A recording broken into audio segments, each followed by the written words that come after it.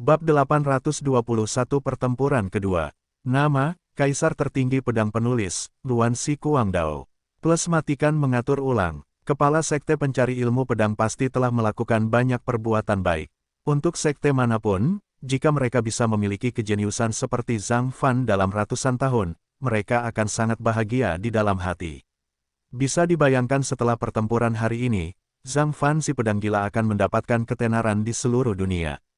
Dia akan menjadi bintang baru yang paling mempesona dalam seni bela diri klan manusia dan dipuja serta ditiru oleh banyak seniman bela diri klan manusia.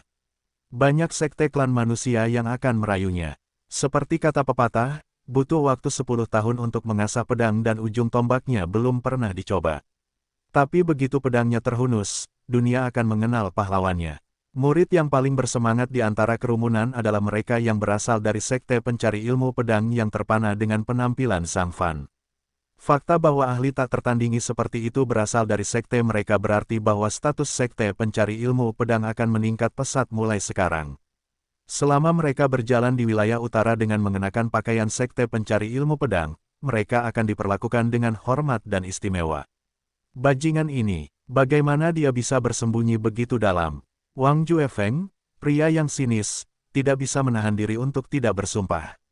Meskipun Wang Juefeng telah lama berspekulasi bahwa Zhang Fan membuat kemajuan pesat dan mungkin Zhang Fan telah melampauinya, di luar imajinasinya bahwa Zhang Fan begitu kuat. Itu tidak masuk akal. Mereka telah berlatih bersama dalam 3 tahun terakhir, dan dia juga telah mempelajari kungfu tertinggi yang dipersembahkan oleh 10 kaisar, namun mengapa Zhang Fan bisa berlatih hingga tingkat seperti itu? Ding Hao sudah menjadi pukulan baginya. Sekarang ada Zhang Fan yang tidak kalah dengan dia sama sekali. Bagaimana dia, mantan instruktur, bisa menjaga harga dirinya? Ada contoh siswa yang melampaui gurunya, yang membuat orang senang membicarakannya. Tapi sekarang dia jauh dilampaui oleh Zhang Fan, yang sangat menyedihkan sehingga orang tidak tahan melihatnya. Ketika orang lain membicarakannya di masa depan, mereka tidak akan pernah menyanjungnya dengan nada iri. Sebaliknya, mereka akan bertanya dengan nada skeptis, apakah pria sinis berjanggut ini adalah instruktur Ding Hao si pecandu pedang dan Zhang Fan si pedang gila dalam seni bela diri. Dia sangat lemah sehingga dia tidak mungkin palsu, bukan? Meong, apakah bocah bodoh ini begitu kuat? Raja Iblis, bulan jahat mengintip ke samping Wang Juefeng dan berkata dengan bingung, itu tidak masuk akal. Dia hampir mengejar hewan peliharaanku. Hewan peliharaan manusiamu. Pria sinis itu tercengang. Ini Little Chap Ding, kata Evil Moon dengan bangga. Baru pada saat itulah pria sinis itu mengerti. Dia berkata dengan nada menghina, sejauh yang saya tahu, Little Chap Ding adalah tuanmu. Kamu kucing pemalas adalah orang bodoh yang dibesarkan oleh Little Chap Ding. Evil Moon sangat marah, menunjukkan cakar kecilnya yang berwarna merah muda dan kukunya yang tajam yang berkilau karena cahaya dingin. Dia berkata dengan nada jahat, manusia bodoh, sepertinya kamu masih belum tahu seberapa dramatis peningkatan kekuatanku dalam 3 tahun terakhir. Tahukah Anda bahwa klan manusia dan klan iblis di benua tengah ilahi akan ketakutan setengah mati ketika mendengar nama saya? Beraninya kamu, kaisar bela diri yang biasa-biasa saja, menjadi sombong di depanku. Pria sinis itu menjadi semakin menghina, meraih ke dalam pelukannya dan mengeluarkan anak anjing hitam kecil yang masih tidur nyenyak. Pakan, anjing kecil itu menjilat telapak tangan Wang Juefeng dengan erat dan terus tidur. Karena dia mengetahui identitas anak anjing hitam itu, Wang Juefeng telah mencuri banyak ramuan ajaib dan obat-obatan berharga dari Taman Ramuan Ilahi dari Sekte Pencari Ilmu Pedang untuk memberinya makan dalam beberapa hari terakhir dengan harapan dapat menculiknya. Sekarang, dia rukun dengan anak anjing hitam ini. Melihat anak anjing hitam itu, seringai di wajah Evil Moon tiba-tiba mengembun. Lalu ekspresinya langsung berubah tanpa ada ancaman di wajahnya. Dia terlihat sangat manis dan menjulurkan lidahnya untuk menjilat cakarnya yang bersinar dan berkata sambil tersenyum, kamu tidak akan menganggap serius apa yang aku katakan tadi, bukan? Meong, itu hanya lelucon. Persahabatan kami begitu kuat, bagaimana aku bisa mencakarmu? Sialan, aku seharusnya menghentikan Ding Hao mengambil anjing prematur ini. Sekarang anak anjing ini telah menjadi musuhku dan aku tidak punya tempat sekarang.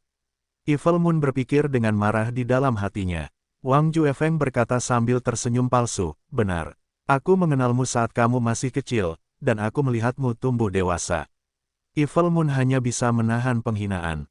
Mengapa demikian? Di antara kerumunan yang bersorak, murid muda jangkung dan kurus berbaju hitam dari Sekte Roh Ungu tercengang. Dia tidak percaya dengan apa yang dilihatnya.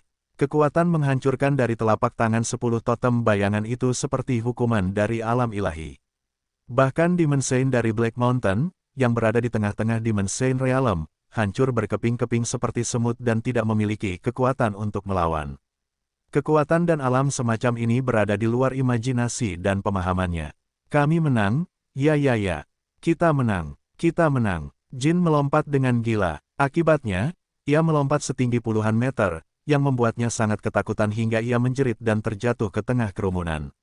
Kekuatan baru di tubuhnya membuatnya sedikit tidak nyaman, tetapi ketika dia melihat Zhang Fan menang di kejauhan, dia sangat bersemangat hingga hampir tidak bisa berkata-kata.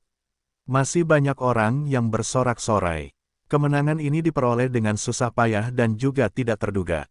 Pada saat terakhir, 10 totem bayangan yang ditampilkannya sangat megah dan tangguh seperti dewa ilahi, yang membuat darah semua prajurit terpompa dan tubuh mereka terbakar seperti api. Mereka terlalu senang karena semua orang tahu bahwa pertempuran ini berdampak besar pada klan manusia. Kemenangan Zhang Fan berarti selama mereka memenangkan satu arena hidup dan mati lagi di dua arena hidup dan mati berikutnya, klan manusia bisa memenangkan pertarungan ini karena aturan 2 dari 3 pertandingan. Untuk klan manusia di Provinsi Salju, Ding Hao, pecandu pedang dan pedang, tidak muncul dalam pertempuran. Para seniman bela diri di Provinsi Salju lebih mengakui Ding Hao dan memiliki perasaan yang lebih dalam padanya dibandingkan dengan Zhang Fan yang membuat mereka takjub setelah 3 tahun diam. Keajaiban seni bela diri yang diciptakan oleh Ding Hao di masa lalu hampir membuat semua seniman bela diri di Provinsi Salju menganggap Ding Hao sebagai dewa seni bela diri di Provinsi Salju.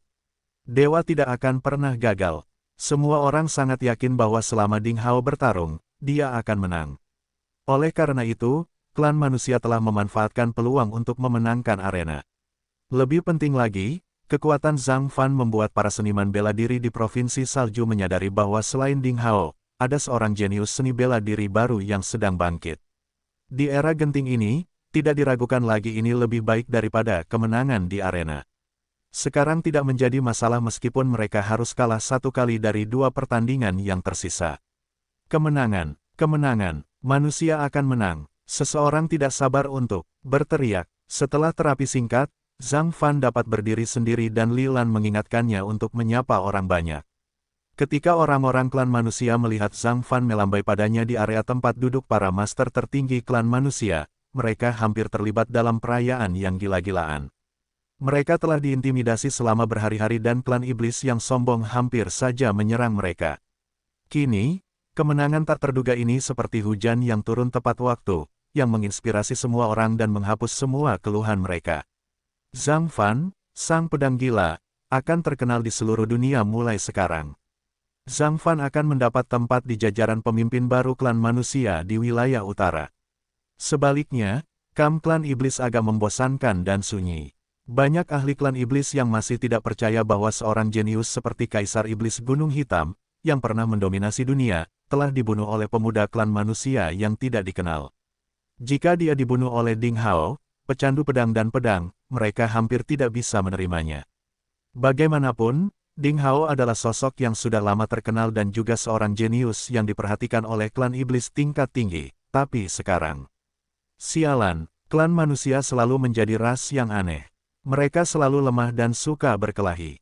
Ciri-ciri buruk dari banyak makhluk tingkat rendah dapat dilihat dengan jelas dalam perlombaan ini, namun setiap kali semua makhluk mengira bahwa klan manusia akan segera dilenyapkan, akan selalu ada 1 atau 2 klan manusia luar biasa yang berdiri dan bertarung sendirian.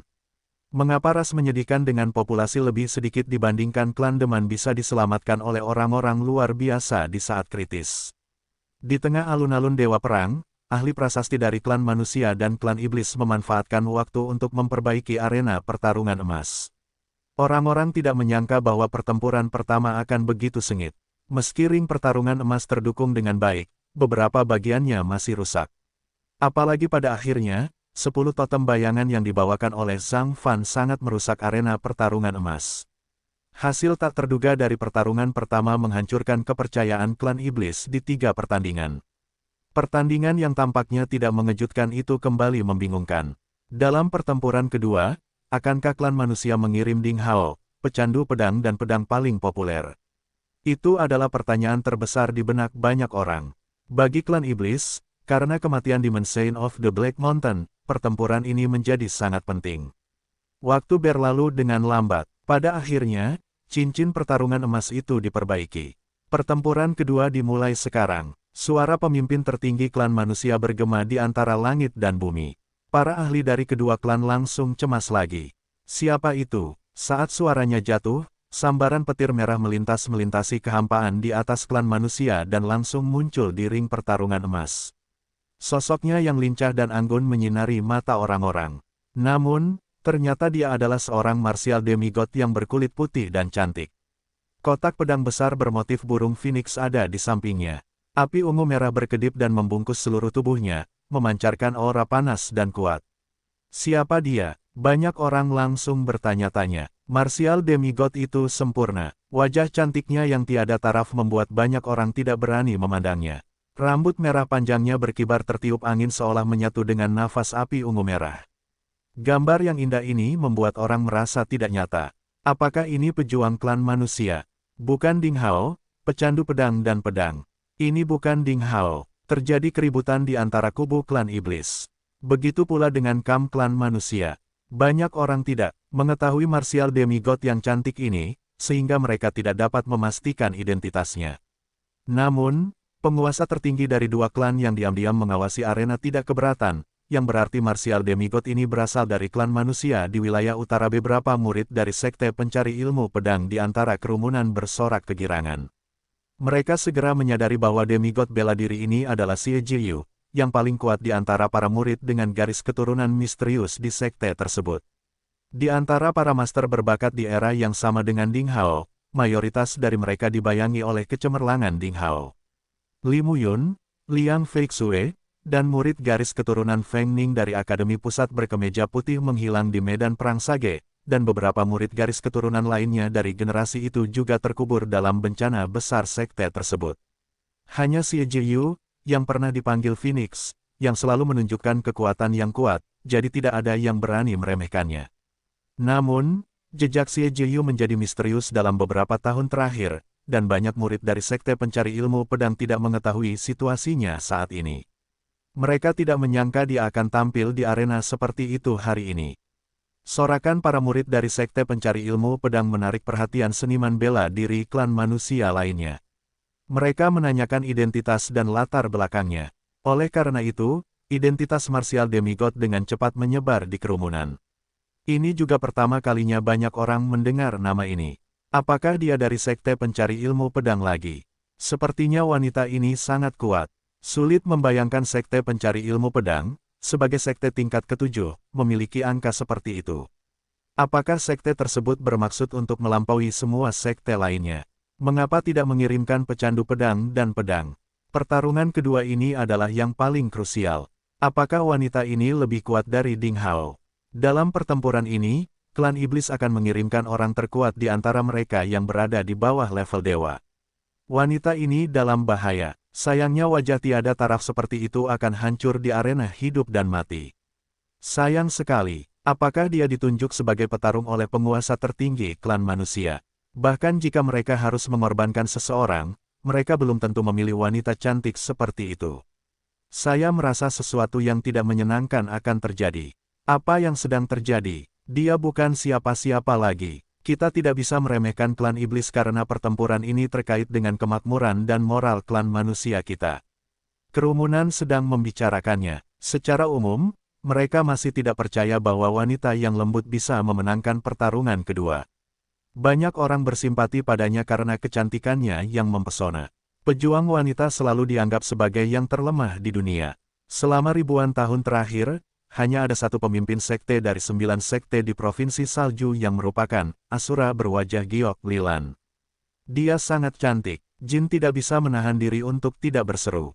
Akan sangat disayangkan jika wanita cantik seperti itu meninggal di arena hidup dan mati. Para pejuang bela diri klan manusia di sekitarnya juga menitikkan air mata dan merasa kasihan pada wanita cantik itu. Hanya Ding Hao yang tersenyum tipis. Mungkin ada sedikit kekhawatiran tentang Zhang Fan sebelumnya, tetapi bagi Xie Jiyu, Ding Hao yakin. 3 tahun yang lalu, gadis ini sangat lemah sehingga dia bahkan tidak bisa lepas dari cambuk panjang seorang pelayan di kolam pembersih pedang. Namun, sekarang dia berubah menjadi orang suci dari Istana Phoenix Abadi yang bertanggung jawab atas klan iblis di wilayah utara. Dalam beberapa tahun terakhir, dia muncul di depan umum dengan wajah palsu, jadi semua makhluk hidup di wilayah utara hanya mengetahui nama orang suci dari Istana Phoenix Abadi, tetapi mereka tidak tahu bahwa orang suci yang kuat ini adalah Xie Jiyu, Phoenix dari Sekte Pencari Ilmu Pedang. Di Sekte Pencari Ilmu Pedang, hanya beberapa anggota tingkat tinggi seperti Ding Hao, Li Lan, Wang Juefeng yang mengetahui identitas Xie Jiyu. Namun, karena Ding Hao, mereka semua merahasiakannya.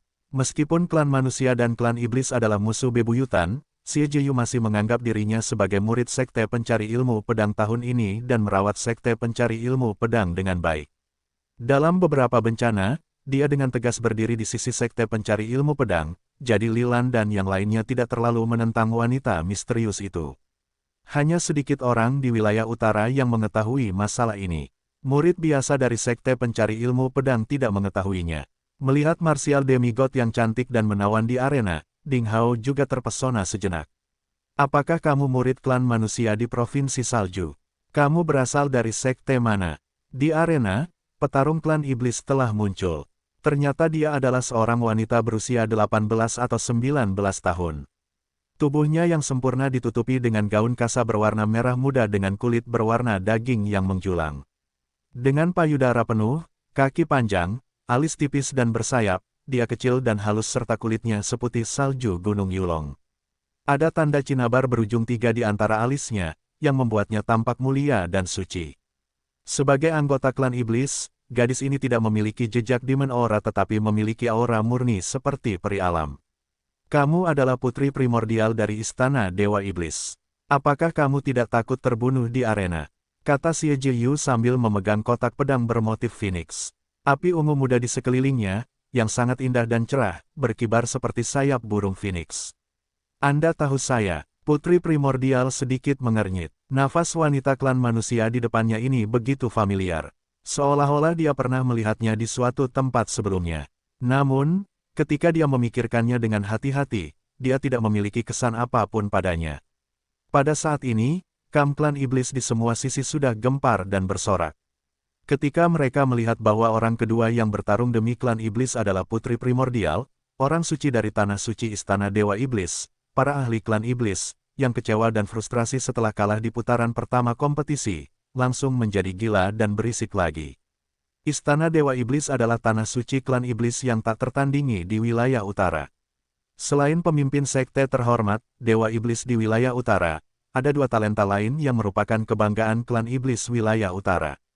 Salah satunya adalah Pangeran Purba dari Istana Dewa Iblis di wilayah utara. Yang lainnya adalah putri primordial ini. Mereka berdua memiliki darah Dewa Iblis dan dianggap paling disukai klan iblis. Kaisar Iblis Gunung Hitam sebelumnya memang seorang jenius di klan iblis wilayah utara. Namun dibandingkan dengan 2 orang yang bagaikan bulan di langit ini, dia, bagaikan cahaya kunang-kunang, tidak hanya berstatus lebih rendah tetapi juga budidayanya lebih rendah. Secara khusus, putri primordial dengan kecantikan tiada taraf ini dikenal sebagai orang suci klan iblis yang ditakdirkan tertinggi di wilayah utara. Dikatakan bahwa dia adalah keturunan seorang budak pemberi makan kuda dari cabang Istana Dewa Iblis. Namun, kelahirannya memicu perubahan besar di langit dan bumi dengan cahaya kemerahan dan kilat di seluruh langit. Bayangan Dewa Iblis zaman Archean datang ke cabang dan mengagetkan seluruh klan iblis. Pada akhirnya, Dewa Iblis dari wilayah utara muncul secara langsung dan menunjuknya menjadi putri angkatnya dan membawanya ke Istana Dewa Iblis untuk mengajar. Dia sangat menyayanginya. Karena itu, cabang Istana Dewa Iblis tersebut meningkat pesat dan menjadi salah satu dari 36 pasukan elit di Istana Dewa Iblis. Ketika putri primordial tumbuh dan muncul untuk pertama kalinya, dia menimbulkan sensasi di seluruh klan iblis di wilayah utara karena banyak talenta klan iblis tertarik oleh kecantikannya yang tiada taraf, temperamennya yang mulia, dan kekuatannya yang luar biasa. Dikatakan bahwa lebih dari 60% bintang baru di 100 teratas klan iblis di wilayah utara adalah pengagum sang putri. Pendekar pedang terbaik dari klan iblis, pendekar pedang emas, telah berubah menjadi pengiringnya karena rasa sayangnya yang mendalam terhadap sang putri. Selama bertahun-tahun, dia telah mengikutinya dan bekerja diam-diam untuknya tanpa keluhan atau penyesalan, tapi dia tidak pernah bisa menyentuhnya. Tanpa diduga, putri primordial muncul di arena hidup dan mati hari ini. Ahli muda klan iblis yang tak terhitung jumlahnya menjadi gila. Sangat pantas untuk melihat pesona gadis klan iblis berbakat ini, bahkan jika mereka harus mati. Klan iblis pasti akan memenangkan pertempuran ini. Biarkan wanita manusia itu mati. Meskipun Xie Jiyu juga cantik, dia tidak berarti apa-apa jika dibandingkan dengan putri primordial kita. Yang mulia, tolong bunuh wanita rendah hati dari klan manusia ini. Biarkan klan manusia yang malang mengetahui kekuatan sebenarnya dari klan iblis. Bunuh dia, bunuh dia. Anggota klan iblis yang tak terhitung jumlahnya meraung dengan liar. Xie Jiyu mendengar semua kata-kata dari klan iblis di sekitarnya. Martial Demigod dengan acuh tak acuh memandang ke arah Kamdeman Klam yang bersemangat dan sombong dan berkata, "Jika kamu mengaku kalah, aku tidak akan membunuhmu." Aura Xie Jiyu meledak. Sepertinya dia adalah dewa yang mengendalikan segalanya. Aura ini tidak diciptakan dengan sengaja. Itu adalah semacam aura superior alami. Bayangan besar burung phoenix muncul di belakangnya. Bahkan menghadapi periklan iblis, dia memiliki aura dan temperamen yang tidak kalah dengan orang lain dan bahkan memiliki sikap superioritas. "Siapa kamu?" Putri primordial tidak merasa terganggu dengan perkataan lawannya. Dia hanya sedikit bingung dan merasa tidak enak. Saat dia melangkah ke atas ring, perasaan aneh muncul di hatinya. Xie Jiyu tidak mengatakan apapun. Di bawah tangannya yang halus dan putih, kotak pedang bermotif phoenix mulai berdengung. Kedengarannya seperti seekor binatang buas hendak keluar dari sana. "Karena kamu tidak mau memberitahuku, maka aku tidak akan bertanya lagi. Namun dalam pertarungan ini, saya harus menang. Semua lawan yang berdiri di depanku akan tumbang. Namun, saya juga bersedia mengampuni hidup Anda jika Anda mengaku kalah." Putri primordial perlahan fokus pada pertempuran, dan wajahnya memulihkan kesombongannya. Bola energi perak murni yang mengandung energi menakutkan muncul dari tubuhnya yang kecil dan halus satu persatu. Dalam sekejap mata, ada ratusan bola energi murni yang hampir identik di sekelilingnya. Metode kultivasinya murni dan damai seperti dirinya, tanpa jejak aura setan. Itu adalah seorang wanita muda yang tidak cocok dengan klan iblis, tapi dia kebetulan adalah putri klan iblis di wilayah utara. Suasana tiba-tiba menjadi tegang. Berbeda dengan pertarungan antara Zhang Fan dan Kaisar Iblis Gunung Hitam yang dimulai dari saling menguji, kedua wanita cantik ini telah mengumpulkan kekuatan sejak awal. Jelas sekali, mereka ingin mengakhiri pertarungan dalam satu pukulan. Bola perak murni dan energi suci di samping sang putri berlari seperti bintang di langit. Itu seperti alam semesta kecil, selaras dengan kebenaran bintang di langit dan bumi. Itu memiliki kekuatan Sage Realem. Setiap bola energi mengandung kekuatan yang mengerikan. Setelah meledak, seluruh danau cermin akan hancur. Bayangan totem Phoenix di belakang Xie Jiyu hampir terlihat. Burung Phoenix ilahi sepanjang 100 meter dengan lembut mengepakkan sayapnya, dan aura yang hanya dimiliki oleh Raja Binatang Ilahi Archean menyebar seperti gelombang pasang. Burung Phoenix ilahi tampak seperti makhluk hidup. Setiap bulu di tubuhnya mengalir dengan cahaya ilahi yang berwarna-warni. Itu bukanlah hal yang biasa. Sayap besar itu seperti penjaga para dewa, menutupi Xie Jiyu. Di dalam kotak pedang di bawah telapak tangannya, ada juga semburan nyanyian burung Phoenix ilahi. Kedua ahli wanita itu membuat semua orang merasa seolah-olah dua bintang akan bertabrakan. Langit akan terbelah dan bumi akan retak kapan saja. Membunuh. Putri primordial menantang lebih dulu. Semua bola energi tiba-tiba dicurahkan seperti badai. Dalam sekejap, segala sesuatu antara langit dan bumi seakan hancur. Suara pertemuan pedang mereka berlanjut tanpa henti. Pemandangan ini terlalu mencengangkan seolah-olah bintang tiba-tiba jatuh dari langit dan akan menghancurkan seluruh dunia. Xie Jiyu berdiri tepat di tempat yang akan dihancurkan. Pekikan, teriakan burung Phoenix ilahi bergema di antara langit dan bumi. Xie Jiyu diselimuti oleh sayap burung Phoenix ilahi. Ledakan, ledakan, ledakan, ledakan. Suara ledakan yang menggelegar terdengar, mengguncang kehampaan begitu keras hingga seolah-olah dewa sedang menabuh genderang dewa. Namun, Pada saat berikutnya, sebelum kerumunan itu pulih dari gerakan pembunuhan fatal itu, teriakan burung Phoenix terdengar. Cahaya pedang magenta meledak dari tempat Xie Jiyu berdiri. Itu hanya sekejap, berkedip dan Anda akan melewatkannya. Kemudian yang ada hanya keheningan, seolah tidak terjadi apa-apa. Tatapan yang tak terhitung jumlahnya langsung tertuju pada arena. Angin sepoi-sepoi bertiup, menyisir rambut panjang mereka. Xie Jiyu berdiri diam, meletakkan tangannya di kotak pedang berpola Phoenix yang sudah tenang. Gumpalan darah merah mengalir di sepanjang lengannya yang seperti batu giok dan menetes ke tanah. Menetes, menetes, mendesis. Tanah arena, yang telah diperkuat oleh puluhan inskripsionis Saint Level, segera terbakar dengan lubang dan asap ketika darah ungu pucat jatuh ke atasnya. Darah ungu sepertinya adalah api ilahi yang menyala-nyala. Di depannya, Putri Primordial tidak terluka sama sekali. Di sekitar tubuhnya yang halus, ada lapisan perisai energi murni seperti cahaya bulan, yang melindunginya.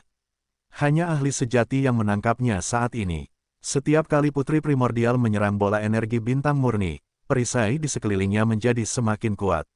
Ketika semua bola energi bintang ditembakkan, kekuatan pertahanannya akan menjadi yang terkuat. Itu hanyalah sebuah rekor pertempuran yang tidak dapat dipahami dan brilian.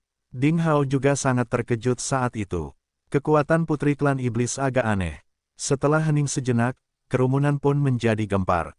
Melihat Xie Jiyu terluka, banyak ahli dari Klan Iblis tidak bisa menahan diri untuk tidak berteriak kegirangan. Hasil dari serangan ini telah diputuskan. Jelas sekali, Princess of Absolute Beginning lebih baik. Orang-orang dari klan manusia merasa sayang sekali Xie Jiyun telah dikalahkan. Dia kalah, hampir saja tadi. Sayang sekali. Apakah kita masih memiliki peluang untuk menang? Jin menghela nafas dengan para prajurit klan manusia di sebelahnya. Arena hidup dan mati tidak akan pernah berakhir kecuali salah satu dari mereka mengambil inisiatif untuk mengakui kekalahan. Namun, bagi klan manusia dan klan iblis yang telah menjadi musuh selama puluhan ribu tahun, mengakui kekalahan pada kesempatan seperti itu akan lebih buruk daripada kematian. Ding Hao berkata dengan tenang, belum. Teruslah, menonton. Mata Jin dan semua orang tertuju pada Ding Hao. Saat itu, banyak orang telah memperhatikan pemuda luar biasa dan tampan berbaju hijau. Dia seperti makhluk abadi yang diasingkan yang auranya tidak pernah bisa ditiru. Selain itu, apa yang dikatakan Ding Hao sebelumnya telah menjadi kenyataan, yang membuat orang memahami bahwa Ding Hao memiliki wawasan yang jauh lebih dalam daripada mereka. Mendengar kata-kata Ding Hao, para prajurit klan manusia mulai bersemangat. Akui kekalahan, atau terus bertarung. Xie Jiyu menatap luka di lengannya. Bola api emas keluar dari lukanya. Kulit putihnya sembuh dalam sekejap, bahkan tidak meninggalkan bekas luka. Darah ungu pucat juga berubah menjadi nyala api. Perisai energi perak di sekitar Putri Primordial perlahan menghilang. Dia mengulurkan tangan ke lehernya. Perasaan mengerikan karena dicekik oleh sabit di tangan Dewa Kematian masih ada. Tidak ada yang tahu bahwa dia baru saja meninggal. Dengan kebingungan di matanya yang indah, dia mengerutkan kening dan bertanya, mengapa kamu memberikan belas kasihan saat mengambil tindakan? Karena kamu bukan anggota klan iblis berdarah murni, nada suara Xie Jiyu sangat tenang, dan dia berkata, jika kamu ingin bertarung, aku tidak akan berbelas kasihan pada langkah selanjutnya. Jejak kelembutan melintas di mata kristal sang putri. Setelah berpikir sejenak, dia berkata, saya tidak bisa memblokir pukulan Anda dengan Moon Befalling saya, setidaknya tidak sekarang. Saya kalah dalam pertempuran. Bagus. Xie Jiyu mengangguk. Kotak pedang berpola Phoenix kabur menjadi bola cahaya kabur dan mundur ke telapak tangannya.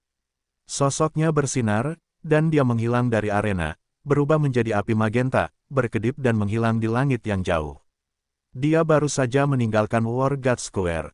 Melihat apa yang baru saja terjadi, semua orang membelalak. Secara khusus, banyak ahli dari dua klan yang berada jauh dari arena tidak mendengar percakapan mereka dan tidak mengetahui apa yang terjadi. Pertarungan belum berakhir, tapi prajurit klan manusia telah pergi. Apakah karena dia takut mati? Tiba-tiba, teriakan ejekan dan makian terdengar dari segala arah. Namun, pertengkaran di klan iblis tidak berlangsung lama. Suara Mahaguru klan iblis terdengar di udara, tidak menunjukkan tanda-tanda emosi di wajahnya. Dia berkata dengan dingin, klan manusia di Provinsi Salju memenangkan putaran kedua. Ledakan, kata-katanya seperti guntur, dan tiba-tiba terdengar di tengah kerumunan. Ekspresi wajah kedua klan menjadi lebih rumit. Senyuman di wajah para ahli klan iblis langsung mengeras, seolah-olah mereka telah menamparkan sol sepatu mereka dengan kejam. Sambil merasa kecewa, para ahli klan manusia menjadi tercengang dan sulit mempercayainya. Klan manusia menang. Apakah Xie Jiyu memenangkan pertarungan? Kecuali beberapa atasan marsial sage tingkat tinggi, banyak orang tidak dapat menerima hasil ini. Jelas Xie Jiyu yang terluka, dan ada perisai cahaya pelindung yang kuat dan tak tertandingi di sekitar putri primordial. Bagaimana hasilnya bisa dibalik? Namun, tidak ada yang berani meragukan kata-kata Mahaguru klan iblis. Misteri apa yang belum dipahami? Orang-orang saling memandang, menunggu seseorang menjawab. Sayangnya, mereka saling memandang dengan cemas. Perisai energi Putri Taichu sebenarnya telah rusak, tapi pedang Xie Jiyu meledak dari kotak pedang seperti cahaya peri. Itu terlalu cepat dan terlalu ganas. Seluruh proses berjalan lancar, dan kemudian ditarik kembali dalam sekejap. Hampir tidak ada yang menangkapnya. Faktanya, Xie Jiyu baru saja menahan diri. Kalau tidak, Putri Taichu akan terluka parah saat ini. Jin dan yang lainnya tiba-tiba memahaminya. Jadi begitu. Omong kosong. Meskipun murid jangkung dan kurus, berbaju hitam dari Sekte Jiwa Ungu agak mempercayainya, dia masih memprovokasi dia dengan nada menghina. Bagaimana kamu bisa melihat melalui pertarungan level Sein? Anda pembohong. Anda hanya berbicara dengan berpura-pura. Aku tidak percaya kata-katamu. Kata-kata ini membuat beberapa orang kembali merasa bingung. Ding Hao tidak berusaha membela diri. Karena itu tidak perlu. Melihat Ding Hao tetap diam, pemuda jangkung dan kurus berbaju hitam itu akhirnya merasa sedikit lebih lega. Dia berpikir bahwa Ding Hao memiliki hati nurani yang bersalah setelah dibantah, jadi dia tersenyum secara provokatif dan berkata, kamu harus bersikap rendah hati. Jangan berpura-pura menjadi serigala seolah-olah kamu tahu segalanya. Aku sudah melihat terlalu banyak pembohong sepertimu. Sebelum dia menyelesaikan kata-katanya, suara lembut seorang anak kecil tiba-tiba terdengar. Ayah, kenapa kamu bersembunyi di sini? Dua anak berusia 2 atau 3 tahun bergegas keluar dari kerumunan. Orang yang berbicara adalah seorang gadis kecil yang cantik dan berkulit putih, sehalus boneka porselen. Dia sangat imut, mengenakan rok putih dengan kualitas bagus. Sekilas, orang dapat mengetahui bahwa dia dilahirkan dalam keluarga bangsawan. Di belakang gadis kecil itu ada seorang anak laki-laki gemuk dengan aura naif yang menawan. Dagingnya membuatnya menjadi bola salju, memperlihatkan sentuhan susu yang unik. Kenapa kamu ada di sini? Ding Hao tidak menyangka kedua anak kecil ini akan bergabung dengan kerumunan dan menemukannya. Ren Wuxing berkata dengan nada polos, Guru, kami di sini untuk mendukung Anda. Istrimu berkata jika kamu memenangkan putaran ketiga arena hidup dan mati, dia akan memberimu kejutan malam ini. Kata-kata ini begitu ambigu dan memalukan sehingga Ding Hao berharap dia bisa segera membungkam anak itu. Namun, orang-orang di sekitarnya tidak tertawa. Karena mereka semua mendengar kata-kata Ren Wuxing dan menangkap informasi yang sangat penting, pemuda berbaju cian akan bertarung di putaran ketiga arena hidup dan mati. Artinya, dia setidaknya harus berada di level yang sama dengan Zhang Fan, Matt Sabre, dan Xie Jiyu Sang Phoenix. Beberapa orang di tempat itu menarik napas dalam-dalam, sangat terkejut. Ding Hao membungkuk dan menggendong kedua anak itu. Dia tahu bahwa dengan kemunculan mereka, mustahil baginya untuk bersembunyi di tengah kerumunan dan menyaksikan pertempuran.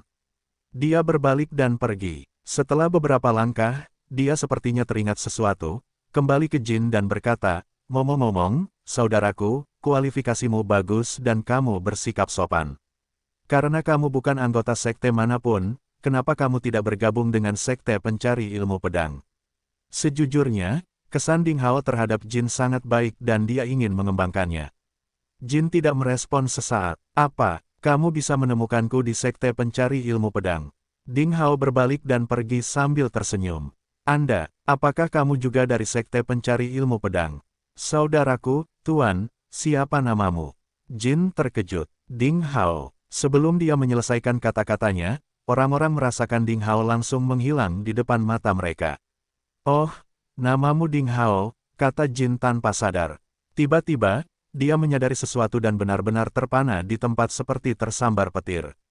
Ding Hao, bagaimana dia bisa menjadi Ding Hao? Ding Hao, pecandu pedang dan pedang. Jin ketakutan melihat pemandangan yang tiba-tiba ini. Semua prajurit klan manusia di sekitarnya juga tercengang. Di sebelah Jin, murid jangkung dan kurus berbaju hitam dari Sekte Jiwa Ungu ketakutan karena kehabisan akal. Dia hanya merasa tubuhnya mati rasa, dan dia merasa tercekik. Ya Tuhan, aku telah mengatakan begitu banyak hal untuk memfitnah Sekte Pencari Ilmu Pedang, dan aku telah mencoba memprovokasi dia secara langsung. Menurut deskripsi senior di sekte tersebut, Ding Hao adalah iblis buas yang tidak suka menuruti nasihat orang lain. Lalu kenapa dia tidak membunuhku karena provokasi gilaku? Rasa dingin yang tak tertahankan muncul dari tulang ekor, meniup pikiran murid dari sekte Roh Ungu.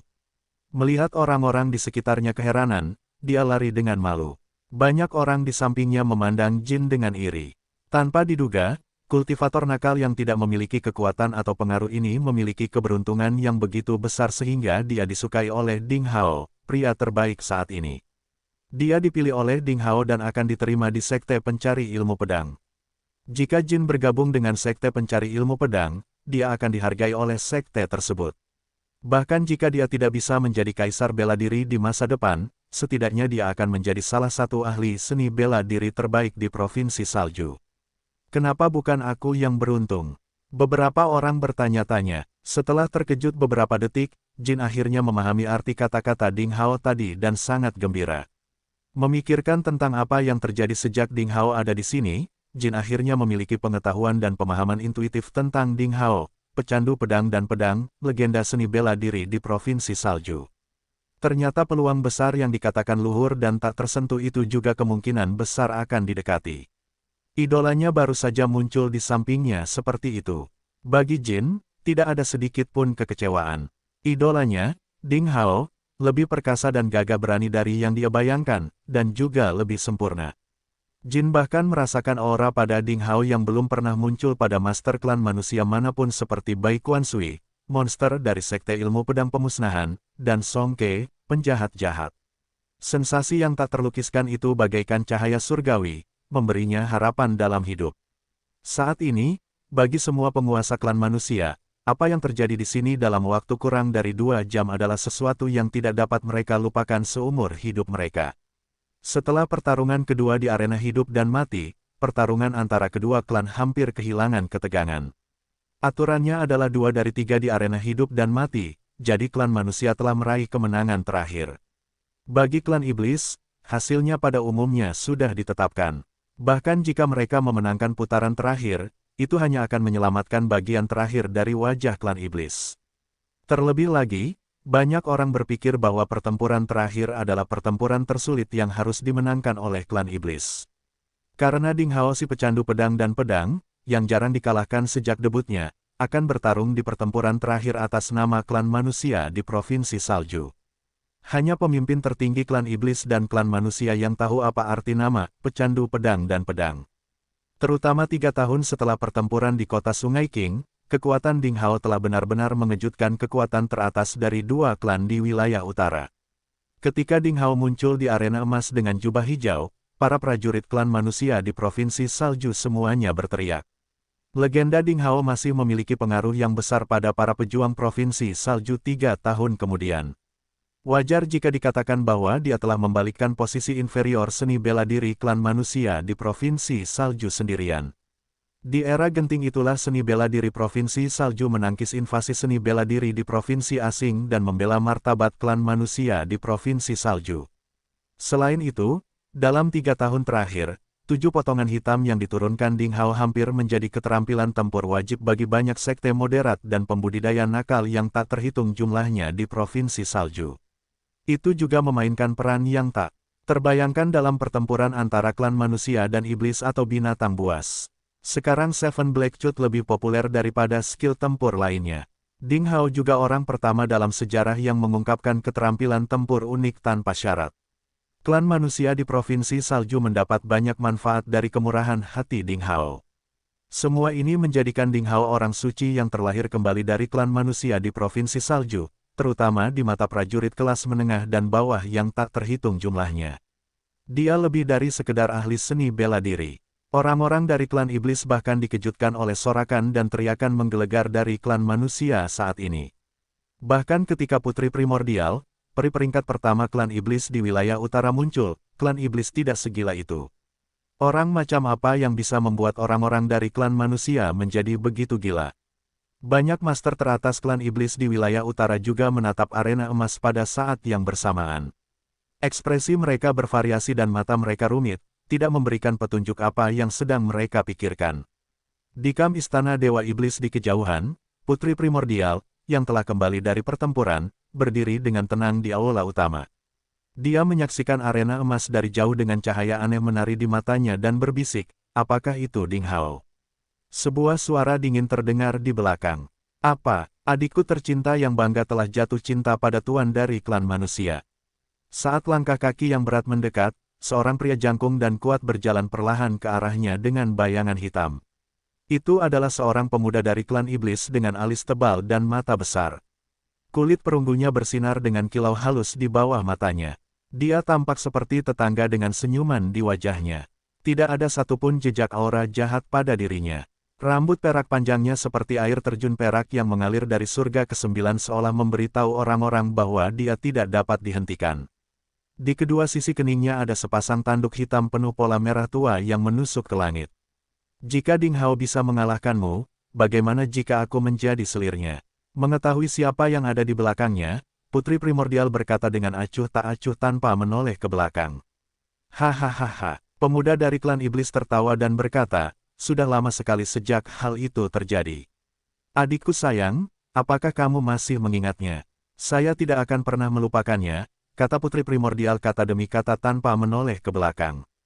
Pemuda itu berkata dengan percaya diri, baiklah, saya akan membunuh Ding Hao dulu. Harapanmu akan pupus. Dia adalah Pangeran Purba, perwakilan klan iblis dalam pertempuran ketiga arena hidup dan mati. Dia menjadi orang pertama dalam urutan suksesi tahta istana Dewa Iblis, tempat paling suci klan iblis di wilayah utara. Dia juga dikatakan memiliki darah paling murni dari Dewa Iblis di nadinya. Di klan iblis wilayah utara, namanya sama beratnya dengan gunung. Selain Dewa Iblis sendiri, hampir tidak ada seorang pun di seluruh klan iblis di wilayah utara yang bisa menandinginya. Dia telah melakukan apa yang ingin dia lakukan. Dia juga telah menghancurkan semua yang tidak dia inginkan. Tidak ada yang bisa bertentangan dengan keinginannya. Bahkan ketika seluruh wilayah utara gemetar ketakutan karena penampilan Ding Hao, Pangeran Purba tidak pernah menganggap serius kejeniusan klan manusia ini. Sifat posesifnya hanya ada pada hatinya, bukan pada penampilannya. Setiap orang di klan iblis hanya memiliki satu kesempatan untuk berkultivasi menjadi manusia dan memilih wujud manusia. Oleh karena itu, ketika tiba gilirannya, dia memilih penampilan yang sangat biasa dengan alis tebal dan mata besar daripada yang sangat tampan. Menurutku legenda seni bela diri, klan manusia hanyalah lelucon. Dia tertawa terbahak-bahak. Tapi saat dia hendak berdiri dan menuju arena emas, kekuatan agung dan tidak bisa dihancurkan tiba-tiba melonjak dan menekan tubuhnya, membuatnya tidak bisa bergerak. Pada saat yang sama, sebuah suara terdengar di tepi danau cermin. Klan iblis abstain dalam pertempuran ketiga di arena hidup dan mati. Itu adalah suara dari Mahaguru klan iblis. Begitu dia mengumumkan berita itu, tepi danau cermin menjadi sunyi senyap. Semua makhluk saling memandang dengan cemas, tidak berani mempercayai apa yang baru saja mereka dengar. Klan iblis telah abstain. Klan iblis, yang dikenal sebagai klan terkuat di wilayah utara dan memiliki banyak pemimpin absolut, telah abstain dalam pertempuran terakhir. Kalah dalam pertarungan akan lebih mudah diterima daripada menyerah. Keputusan tersebut merupakan bentuk pengakuan kekalahan yang buruk. Mereka bahkan tidak berani melawan. Tiba-tiba terjadi keributan di kerumunan klan iblis. Mereka terkejut dan tidak percaya bahwa kata-kata seperti itu datang dari Mahaguru klan iblis. Bahkan di tengah kerumunan tempat para pemimpin tertinggi klan iblis berkumpul, banyak kepala sekte besar dan orang suci iblis juga berdiri dengan takjub, tidak memahami mengapa Mahaguru mengambil keputusan seperti itu. Menjauhkan diri, bukankah itu sekedar mengakui kekalahan? Bagaimana itu bisa terjadi? Itu hanya Ding Hao. Tidak bisakah kita menemukan seseorang di klan iblis wilayah utara untuk mengalahkannya? Sayang sekali mengakui kekalahan dengan cara ini. Siapa yang akan bertarung di pertarungan ketiga? Dia terlalu pemalu. Dia telah membuat klan iblis menderita cukup banyak penghinaan. Dia tidak pantas menjadi iblis. Kita tidak bisa abstain. Biarkan aku bertarung dengan Ding Hao. Seorang master dari klan iblis berteriak, tidak mau menerima penghinaan. Dia melompat dan bergegas menuju arena emas. Bahkan jika dia mati, dia akan bertarung di pertempuran terakhir atas nama klan iblis. Namun, kekuatan yang luar biasa melintas dan menariknya kembali dari belakang. Tidak ada seorang pun yang bisa mendurhakai keputusan yang dibuat oleh Mahaguru. Bahkan pemimpin absolut di tingkat orang suci pun tidak dapat menantang martabat Mahaguru. Perilaku seperti itu dalam banyak kasus akan langsung membuat orang tersebut mati. Untungnya, Mahaguru klan iblis tidak terprovokasi hari ini dan tidak membunuh siapapun. Aura semegah laut menyapu perkemahan klan iblis. Para tuan dari klan iblis yang marah berhenti. Pada saat yang sama, di depan aula utama tempat istana Dewa Iblis berada. Kamu, beraninya kamu menghentikanku. Wajah Pangeran Purba memerah. Dia berjuang sekuat tenaga tetapi tidak bisa bergerak sedikit pun. Secercah cahaya merah samar menyinari tubuhnya. Kekuatan luar biasa di atas kepalanya sepertinya hancur karena beban seluruh dunia. Bahkan Pangeran Purba dengan kekuatan yang luar biasa tidak bisa bergerak sama sekali. Kamu tidak bisa bertarung dalam pertempuran ini, kata Mahaguru klan iblis. Mengapa? Apa menurutmu aku akan dikalahkan oleh pria dari klan manusia itu? Pangeran Purba mencibir dan berhenti meronta. Namun, matanya dipenuhi api amarah yang membara seolah-olah gunung berapi meletus. Dia bertindak seolah-olah dia tidak menganggap serius Mahaguru klan iblis, dengan kekuatan Qian yang tak terlihat berkedip-kedip, sosok yang menjulang muncul di luar aula utama. Meskipun dia tidak melepaskan auranya dengan sengaja, kekuatan ilahi yang menembus ruang menunjukkan bahwa sosok ini adalah master tingkat dewa dari klan iblis yang bertanggung jawab atas segalanya. Ayahmu yang mengambil keputusan, kata kekuatan tak kasat mata berwarna Qian dengan dingin. Dia, apakah dia masih tahu bahwa aku adalah putranya? Pangeran Primeval, mencibir, ketua istana selalu sangat baik padamu. Sebelum kekuatan tak kasat mata Qian menyelesaikan kata-katanya, Pangeran Primeval tiba-tiba menjadi marah dan berteriak, diam. Saya tidak ingin mendengar kata-kata seperti itu. Aku bukan orang idiot yang memujanya sebagai dewa. Apa aku tidak tahu apa yang dia pikirkan? Baginya, kami kalah dengan anak haram. Mengapa dia melahirkan kita? Kamu salah paham, kekuatan Qian yang tak terlihat itu masih dalam nada acuh tak acuh. Pangeran Primeval mendengus dengan nada menghina. Dia tidak ingin berkata apa-apa lagi. Pernahkah Anda memikirkan tentang apa yang telah Anda lakukan selama ini? Jika ada orang lain yang melakukan hal yang sama, saya khawatir mereka akan hancur menjadi debu. Kekuatan tak kasat mata berwarna Qian itu dengan penuh kesabaran. Pangeran Primeval berbalik dan pergi sambil mencibir. Kau hanya anteknya. Siapa yang mengizinkanmu memberiku pelajaran?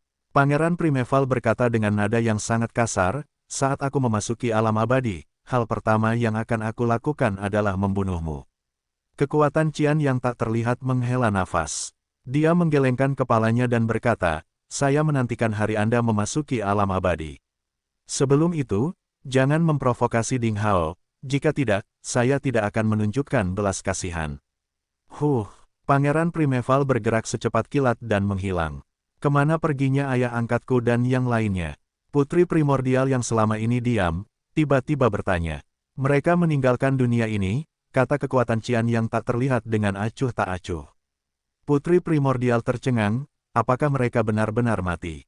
Selain tanah tanpa batas, ada banyak dunia lain. Kekuatan Qian yang tak terlihat masih dalam nada acuh tak acuh. Sikapnya terhadap putri primordial sama sekali berbeda dengan sikap terhadap Pangeran Purba. Dia berkata, tahukah Anda mengapa alam abadi yang legendaris tidak pernah muncul di tanah tanpa batas selama puluhan juta tahun? Mengapa? Tanya putri primordial. Dia tidak keberatan dengan nada acuh tak acuh dari kekuatan Qian yang tak terlihat. Yang jelas dia sudah terbiasa. Karena jika ingin menjadi abadi, kamu harus melakukannya di negeri dongeng. Karena tanah tanpa batas bukanlah negeri dongeng, tidak ada seorang pun yang bisa menjadi makhluk abadi di sini. Sederhana saja. Setelah mengatakan itu, kekuatan Qian yang tak terlihat berbalik dan berjalan menuju bagian dalam aula. Mendengar itu, putri primordial sangat bersemangat. Dia sepertinya memahami sesuatu dan berkata dengan heran, maksudmu, ayah angkatku telah pergi ke negeri dongeng. Kamu harus memikirkannya sendiri, kekuatan Qian yang tak terlihat terdengar sedikit tidak sabar. Putri primordial tersenyum dan berkata, ayah angkatku memintamu untuk memberitahuku hal ini, bukan? Jika tidak, dengan karaktermu, kamu tidak akan menceritakannya kepadaku. Kekuatan Qian yang tak kasat mata membuat jeda sebentar, tidak berkata apa-apa. Benar saja, kamu hanyalah antek ayah angkatku. Senyuman dingin muncul di wajah putri primordial seolah-olah mata air dingin perlahan mengalir di gunung salju. Dia berkata, saat aku memasuki alam abadi, hal pertama yang akan aku lakukan adalah membunuhmu. Kurang pengetahuan, beraninya kamu, kekuatan Qian yang tak terlihat menghilang. Di War God Square, klan iblis yang berisik dan memalukan perlahan-lahan bubar. Absennya Mahaguru klan iblis merupakan pukulan telak bagi ego para penguasa klan iblis. Banyak di antara mereka yang merasa marah sekaligus merasa benar, namun tak seorang pun berani menentang kehendak Mahaguru. Mereka datang dengan tujuan menyaksikan klan manusia disiksa sampai mati, menantikan pembantaian yang cukup untuk dicatat dalam sejarah. Namun berakhir dengan kegagalan, yang paling pahit seolah menyaksikan rasa malu dan hina yang membara, memakukannya pada tiang rasa malu. Banyak penguasa klan iblis yang sangat marah hingga ingin membunuh mereka. Namun saat mereka melihat sosok Qian di arena emas, seluruh amarah dan keberanian mereka lenyap dalam sekejap, seolah disiram seember air es. Kekuatan macam apa yang dia miliki di dunia ini? Mengapa Mahaguru klan iblis secara pribadi mengumumkan bahwa mereka pada akhirnya abstain? Para penguasa klan iblis, yang meremehkan legenda pecandu pedang dan pedang, merasa berhati dingin saat ini. Jika mereka punya pilihan lain, Mahaguru klan iblis tidak akan memilih untuk abstain. Di antara 3 pertarungan di arena hidup dan mati ini, 2 kekalahan tak terduga pertama telah secara serius menghilangkan keangkuhan dan keangkuhan klan iblis. Namun, kerusakan yang mereka timbulkan terhadap kepercayaan diri para penguasa klan iblis lebih kecil dibandingkan pertempuran terakhir.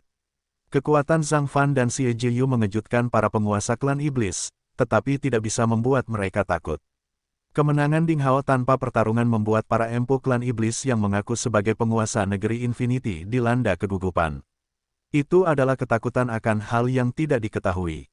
Hanya butuh waktu untuk menyelesaikan satu kalimat untuk mengubah sikap mereka dari menghina menjadi takut. Pada saat yang sama, klan manusia telah sepenuhnya menjadi lautan hijau yang bergelombang. Semua orang bersorak dan bersorak sekuat tenaga. Awalnya mereka mengira bahwa 3 pertarungan di arena hidup dan mati hanyalah pengorbanan demi kompromi dan himne tragis. Banyak dari mereka telah bersiap untuk menguburkan jenazah para pahlawan klan manusia jika mereka mati dalam pertempuran. Meskipun suasana tragis menyelimuti klan manusia, mereka disambut oleh 3 kemenangan epik. Dalam pertempuran antara para pejuang di Provinsi Salju Kecil dan penguasa baru klan iblis di wilayah utara, para pejuang Provinsi Salju meraih kemenangan luar biasa. Pada akhirnya, klan iblis bahkan kehilangan keberanian untuk bertarung. Bagi klan manusia, itu adalah pertempuran terbesar dan paling legendaris melawan klan iblis dalam ribuan tahun. Itu pantas untuk dikenang dalam sejarah. Sungguh mengasyikkan, mencari ilmu pedang, tidak ada penyesalan di Sekte Pencari Ilmu Pedang. Pada awalnya, hanya beberapa murid dari Sekte Pencari Ilmu Pedang yang bersorak. Namun, pada akhirnya, banyak prajurit dari Provinsi Salju dan bahkan prajurit dari provinsi lain mulai bersorak dengan tangan terangkat. Saat itu, kata pencarian ilmu pedang cukup menginspirasi dan menggembirakan semua orang. Sekte Pencari Ilmu Pedang menjadi terkenal di seluruh dunia dalam pertempuran ini. Dikatakan bahwa itu adalah pertarungan antara klan manusia di Provinsi Salju dan klan iblis di wilayah utara. Namun, faktanya, Sekte Pencari Ilmu Pedanglah yang bertarung sendirian melawan para jenius paling menonjol dari klan iblis di wilayah utara. Apalagi menang, itu memang kemenangan yang legendaris. Zhang Fan, pedang gila. Xie Jiyu, Phoenix, dan demigod bela diri. Ding Hao, pecandu pedang dan pedang. Ketiga orang ini akan terkenal di seluruh dunia mulai sekarang. Orang-orang sepertinya telah melihat 3 mahaguru klan manusia di masa depan bangkit. Setiap kali klan manusia berada pada momen paling kritis, beberapa orang luar biasa akan muncul untuk membalikkan keadaan. Kemenangan dalam pertarungan arena hidup dan mati mungkin hanya merupakan kemenangan dalam seni bela diri. Tampaknya hal itu tidak akan membiarkan klan manusia membalikkan keadaan ketika berada dalam posisi yang tidak menguntungkan. Ini lebih merupakan kemenangan rohani dibandingkan kemenangan praktis. Untuk waktu yang lama, Sekte Pencari Ilmu Pedang tidak Diragukan lagi akan menjadi tanah suci seni bela diri baru bagi klan manusia di wilayah utara. Sekte seperti itu dengan 3 orang jenius baru yang tiada taranya pasti akan berkembang. Tatapan iri dan cemburu orang-orang tertuju pada Lilan, kepala sekte pencari ilmu pedang. Pemimpin sekte perempuan, yang dikenal sebagai Asura berwajah giok, sama suci dan mulianya dengan tetesan salju di puncak gunung salju. Jagoan besar yang tak terhitung jumlahnya dari pasukan terkemuka dan sekte klan manusia di wilayah utara segera memberi selamat kepada Lilan dan mencoba menjalin hubungan dengannya. Sekte pencari ilmu pedang tidak dapat lagi diukur sebagai sekte peringkat ketujuh. Mulai sekarang, wanita cantik berbaju putih ini secara resmi akan menempati peringkat di antara raksasa kekuatan seni bela diri di wilayah utara. Tidak ada yang berani meremehkannya. Tidak diragukan lagi, setiap perkataan dan tindakan Lilan akan menarik perhatian dan spekulasi yang tak terhitung jumlahnya, dan bahkan akan mempengaruhi nasib klan manusia di wilayah utara. Ini adalah pengaruh negara adidaya yang nyata. Kekuatan dan sekte yang dulunya memiliki dendam terhadap sekte pencari ilmu pedang tidak berani memusuhinya. Jika hanya ada kesenjangan dalam kekuatan, mereka mungkin tidak akan menyerah untuk mengejarnya atau membalas dendam. Namun, kesenjangan yang ada sekarang hanyalah sebuah jurang yang tidak dapat diatasi. Tidak ada bedanya dengan mencari kematian untuk mencari masalah bagi sekte pencari ilmu pedang. Lembah Suara Surgawi, Sekte Nol Pemikiran, Kota Matahari Pemotong, Klan Bangkit yang Bergantung. Para pemimpin sekte dan murid sekte yang setara dengan sekte pencari ilmu pedang di Provinsi Salju memandang ke arah Lilan, yang sedang duduk di kejauhan. Mereka semua dipenuhi rasa iri. Mulai sekarang, Provinsi Salju akan didominasi oleh sekte pencari ilmu pedang. Kepala klan ketergantungan yang bangkit menghela nafas. Itu adalah takdir. Kami tidak bisa menolaknya. Pemimpin sekte dari Sekte Nol Pemikiran juga menggelengkan kepalanya dengan sedih. Kelahiran sekte raksasa yang sesungguhnya tidak hanya membutuhkan kekuatan tetapi juga daya tarik. Dapat dibayangkan bahwa mulai sekarang, pilihan pertama dari murid paling berbakat dari klan manusia di Provinsi Salju dan puluhan provinsi sekitarnya adalah sekte pencari ilmu pedang. Jika sekte lain ingin berkembang dan makmur, mereka hanya dapat memilih dari murid-murid yang tersisa yang tidak berhasil bergabung dengan sekte pencari ilmu pedang. Dalam jangka panjang, siapa yang bisa mengalahkan sekte pencari ilmu pedang? Lihatlah ekspresi murid-murid muda dari sekte lain di Provinsi Salju di tempat kejadian dan cara mereka memandang rekan-rekan mereka yang berseragam sekte pencari ilmu pedang di sekitar mereka. Seseorang dapat mendeteksi rasa iri yang tak tertahankan dan tidak dapat disembunyikan di mata mereka. Mengapa sekte kita tidak memiliki orang jenius yang tiada taranya seperti Ding Hao, Zhang Fan, dan Xie Jiyu? Betapa hebatnya jika saya bisa bergabung dengan sekte pencari ilmu pedang. Ini hampir seperti apa yang dipikirkan oleh semua murid klan manusia di Provinsi Salju. Ding Hao, datanglah menemuiku. Suara Mahaguru klan manusia berdering, memanggil Ding Hao. Hal ini memicu serangkaian spekulasi yang membuat iri. Bahkan Mahaguru wilayah utara akan memanggil Ding Hao secara langsung. Apakah itu berarti dia menegaskan bahwa Ding Hao tumbuh menjadi tokoh tertinggi di wilayah utara, jadi dia harus memperlakukannya dengan serius? Ding Hao berjalan menyusuri arena. Di sekelilingnya terdengar sorak-sorai dan teriakan terus-menerus. Banyak murid dari sekte pencari ilmu pedang berkumpul di sekitar arena. Pemimpin sekte, Ding Hao adalah orang pertama yang tersenyum dan memberi hormat kepada Lilan. Lilan mengangguk, berpura-pura memberi perintah. Di depan banyak orang, dia tidak bisa bersandar di pelukan Ding Hao seperti seorang wanita. Bagaimanapun, dia adalah kepala dari sekte pencari ilmu pedang. Ding Hao menyeringai dan tidak berkata apa-apa lagi. Lilan sempurna, namun, ketika ada orang lain, dia selalu bertindak sebagai kepala sekte. Melihatnya sombong dan bangga seperti peri mistik Gunung Surgawi, Ding Hao merasa sedikit bersemangat.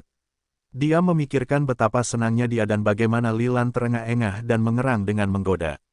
Kakak senior Ding, Zhang Fan menyapa sambil tersenyum. Sejak dulu, Zhang Fan telah membayangkan bahwa dia bisa bertarung berdampingan dengan Ding Hao di medan perang yang sama. Namun, pada saat itu, Zhang Fan memiliki kualifikasi yang biasa-biasa saja. Dia bahkan tidak dapat menghasilkan benih Qi dengan sukses bahkan setelah berbulan-bulan berkultivasi. Jika dibandingkan dengan Ding Hao, pemenang kompetisi 5 akademi, kesenjangan kekuatannya terlalu besar. Hampir tidak ada yang bisa membayangkan bahwa Zhang Fan akan menjadi begitu kuat 5 atau 6 tahun kemudian. Namun, hari ini, Zhang Fan akhirnya membuktikan dirinya. Bagi Zhang Fan, menjadi terkenal di dunia mungkin bukanlah hal yang dia pedulikan. Yang penting baginya adalah dia akhirnya bisa berdiri di sisi Ding Hao dan mengambil beban darinya dengan pedang di tangan. Ding Hao tertawa terbahak-bahak dan membuka tangannya untuk memeluk Zhang Fan dengan erat. Cedera pemburu muda itu pada dasarnya telah sembuh. Dengan dukungan ramuan ajaib yang melimpah dan obat-obatan yang berharga serta keterampilan pemurnian ramuan dari Sekte Pencari Ilmu Pedang, dia hanya perlu pulih selama 3 hari atau 5 hari. Meong, orang ini adalah hewan peliharaan manusiaku. Haha, seleraku bagus. Evil Moon melompat dari bahu Wang Juefeng ke kepala Ding Hao, mengumumkan wilayahnya dengan penuh semangat. Kucing gendut, jangan mengacaukan tatanan rambut ayahku. Ding Tianxuang memelototi bulan jahat. Evil Moon hanya bisa berjongkok dengan getir di bahu Ding Hao. Meong, aku menjadi kurang penting. Evil Moon merasa sedih. Pada masa itu, dia jelas merupakan orang yang paling penting. Sekarang dia tidak bisa mengalahkan kupu-kupu kecil atau anak anjing hitam, dan harus menghibur kedua anak kecil, Ding Tianxuang dan Ren Wuxing. Aduh, hidup ini sulit. Sementara para murid dari Sekte Pencari Ilmu Pedang bersorak, banyak tokoh besar dari Sekte Klan Manusia di wilayah utara datang untuk menyambut Ding Hao dan Zhang Fan. Bagaimanapun, akan bermanfaat bagi mereka untuk mengenal Mahaguru Klan Manusia di masa depan. Ding Hao merasa sedikit pusing. Saya akan bertemu dengan Mahaguru terlebih dahulu. Ding Hao menemukan alasan dan melarikan diri. Mengetahui bahwa Ding Hao akan bertemu dengan Mahaguru Klan Manusia, orang-orang berhenti mengganggunya dan secara otomatis memberi jalan untuknya. Namun, pemburu muda Zhang Fan harus terus menyapa dan menghubungi semua orang besar ini. Ketika Ding Hao tiba di kantor pusat Inspektur Provinsi Salju, Penatua Chen yang berambut putih sudah menunggu di gerbang aula utama. Ini adalah kedua kalinya Ding Hao datang ke sini. Segalanya tampak tidak berubah. Namun, dia sedikit terkejut melihat Penatua Chen, pelayan misterius Ding Honglei.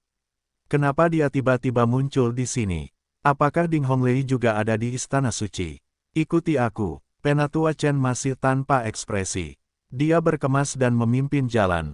Apa yang dilihat Ding Hao ketika mengikuti Penatua Chen sampai ke kedalaman tampak familiar baginya. Dalam keadaan kesurupan, dia sepertinya telah kembali ke saat pertama kali dia melihat Ding Honglei. Pada saat itu, Penatua Chen juga yang memimpin. Namun, dibandingkan dengan kegelisahannya saat itu, Ding Hao jauh lebih tenang sekarang. Inilah kami, masuklah sendiri. Penatua Chen berdiri di pintu melengkung aula luar dan menunjuk ke dalam. Mungkinkah wanita misterius itu, Ding Honglei, sedang menungguku? Hingga saat ini, Ding Hao belum mengetahui apa itu Ding Honglei di Istana Suci Embun Beku misterius di wilayah utara.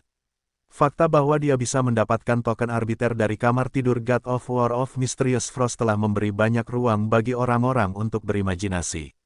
Setelah menarik napas dalam-dalam, Ding Hao mengangguk dan berkata, "Terima kasih, Penatua Chen." Penatua Chen, yang selalu tanpa ekspresi, tersenyum sedikit. Dia hanya mengangguk pelan dan tidak berkata apa-apa lagi. Ding Hao melangkah ke pintu melengkung, merasa seolah-olah dia telah melakukan perjalanan melalui ruang dan waktu. Pintu melengkung itu jelas berada di tepi formasi batas yang sangat kuat. Ding Hao hanya merasa pusing dan disambut oleh aroma yang menyegarkan. Kemudian dia mendengar tawa para wanita. Kedengarannya lembut dan manis. Setelah beberapa saat, Ding Hao menemukan bahwa mereka sedang bernyanyi. Ding Hao mengangkat kepalanya dan melihat ke kejauhan. Dia menemukan lebih dari 20 wanita langsing berpakaian tipis sedang duduk atau berbaring di tanah dengan lengan dan kaki terbuka. Ada yang memainkan gendang Tiongkok, ada yang memainkan seruling giok, ada yang memainkan harpa, dan ada pula yang menari di atas karpet merah tua yang lembut, memperlihatkan tubuh indah mereka. Mereka secantik peri mistik 9 surga. Adegan itu sangat romantis dan indah. Di kursi harimau putih di tengah ada Ding Honglei dengan gaun merah. Dia menopang dagunya dengan tangan kiri dan memegang leci seukuran lengkeng dengan tangan kanannya. Dia mengupas leci dan menyedotnya sedikit demi sedikit.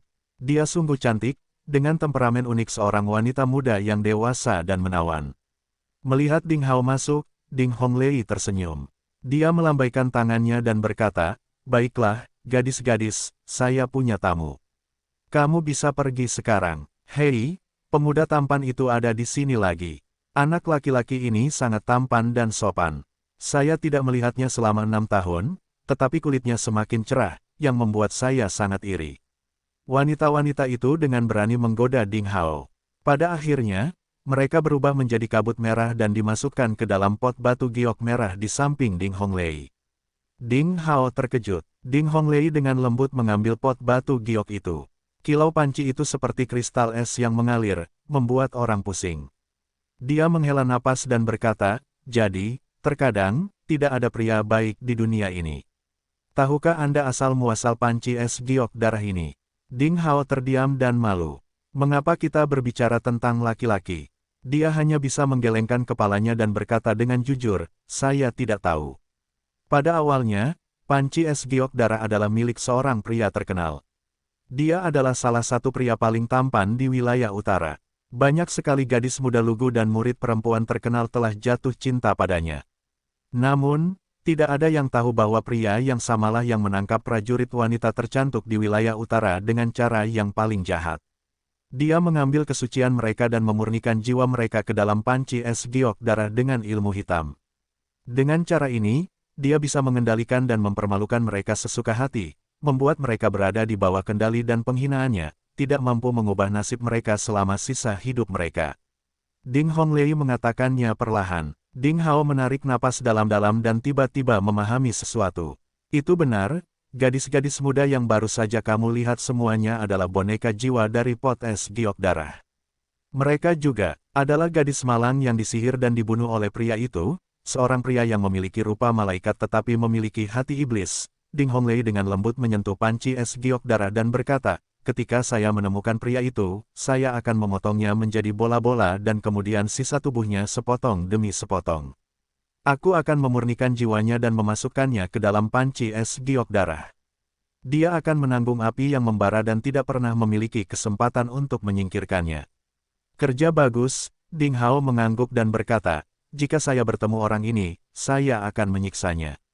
Ding Honglei berkata sambil tersenyum, "Ayo. Sejauh yang aku tahu, ada banyak gadis di sekitarmu. Apa yang akan kamu lakukan?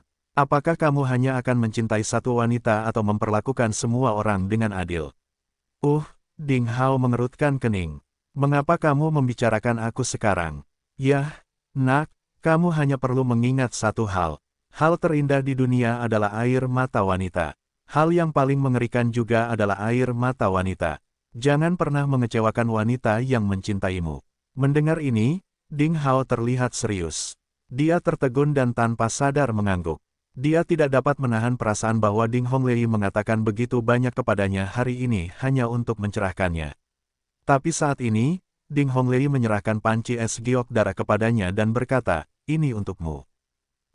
Ding Hao tercengang. Dia tidak tahu apa maksudnya. "Anda memiliki sesuatu yang dapat membantu gadis-gadis malang ini," kata Ding Honglei. Tiba-tiba Ding Hao memikirkan sesuatu. Dia segera mengerti apa maksud Ding Honglei. Cakram samsara surgawi. Jika dia ingin membebaskan jiwa dewa di panci es giok darah, dia harus menggunakan kekuatan reinkarnasi artefak ilahi, cakram samsara surgawi. Namun, dia belum menguasai penggunaannya, dan tidak selalu membuahkan hasil. Dia harus menyingkirkan panci es giok darah terlebih dahulu. Hanya ketika dia menguasai cakram samsara surgawi dia dapat membantu mereka dengan kekuatan reinkarnasi. "Haha, nak, jangan meremehkan gadis-gadisku. Meskipun mereka telah kehilangan tubuh fisiknya, mereka tetap mempertahankan kekuatannya karena ilmu hitam. Mereka tidak kalah kuatnya dengan martial sage." Ding Honglei mengedipkan matanya. Ding Hao terkejut. Kemampuan tempur seorang martial sage. Apakah itu berarti 24 jiwa dewa wanita cantik di pot es giok darah setara dengan 24 petapa bela diri?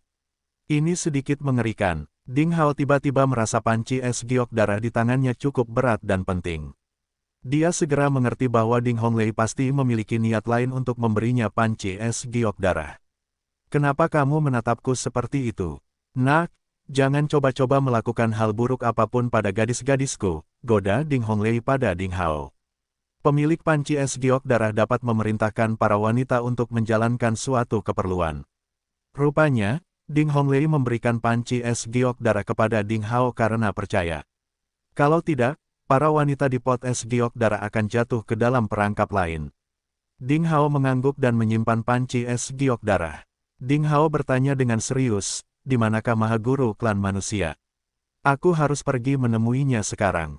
Ding Honglei terkikik. Dia tertawa begitu keras hingga dia mulai gemetar. Setelah beberapa saat, dia berhenti dan membuka mulutnya.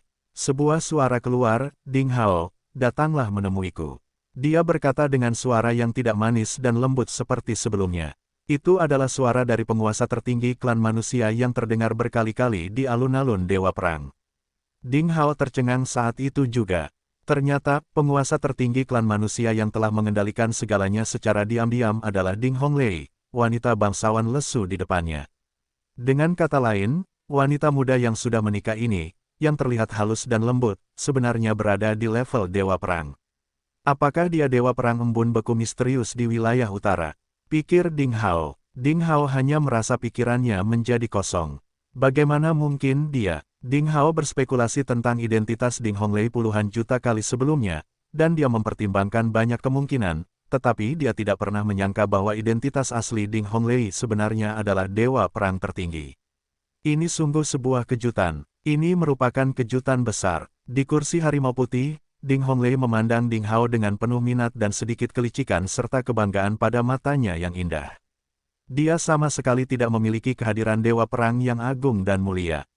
Jadi begitu, Ding Hao tersenyum pahit. Kamu pikir aku adalah Dewa Perang embun beku misterius di wilayah utara, kan? Ding Honglei menunjukkan senyuman misterius lagi.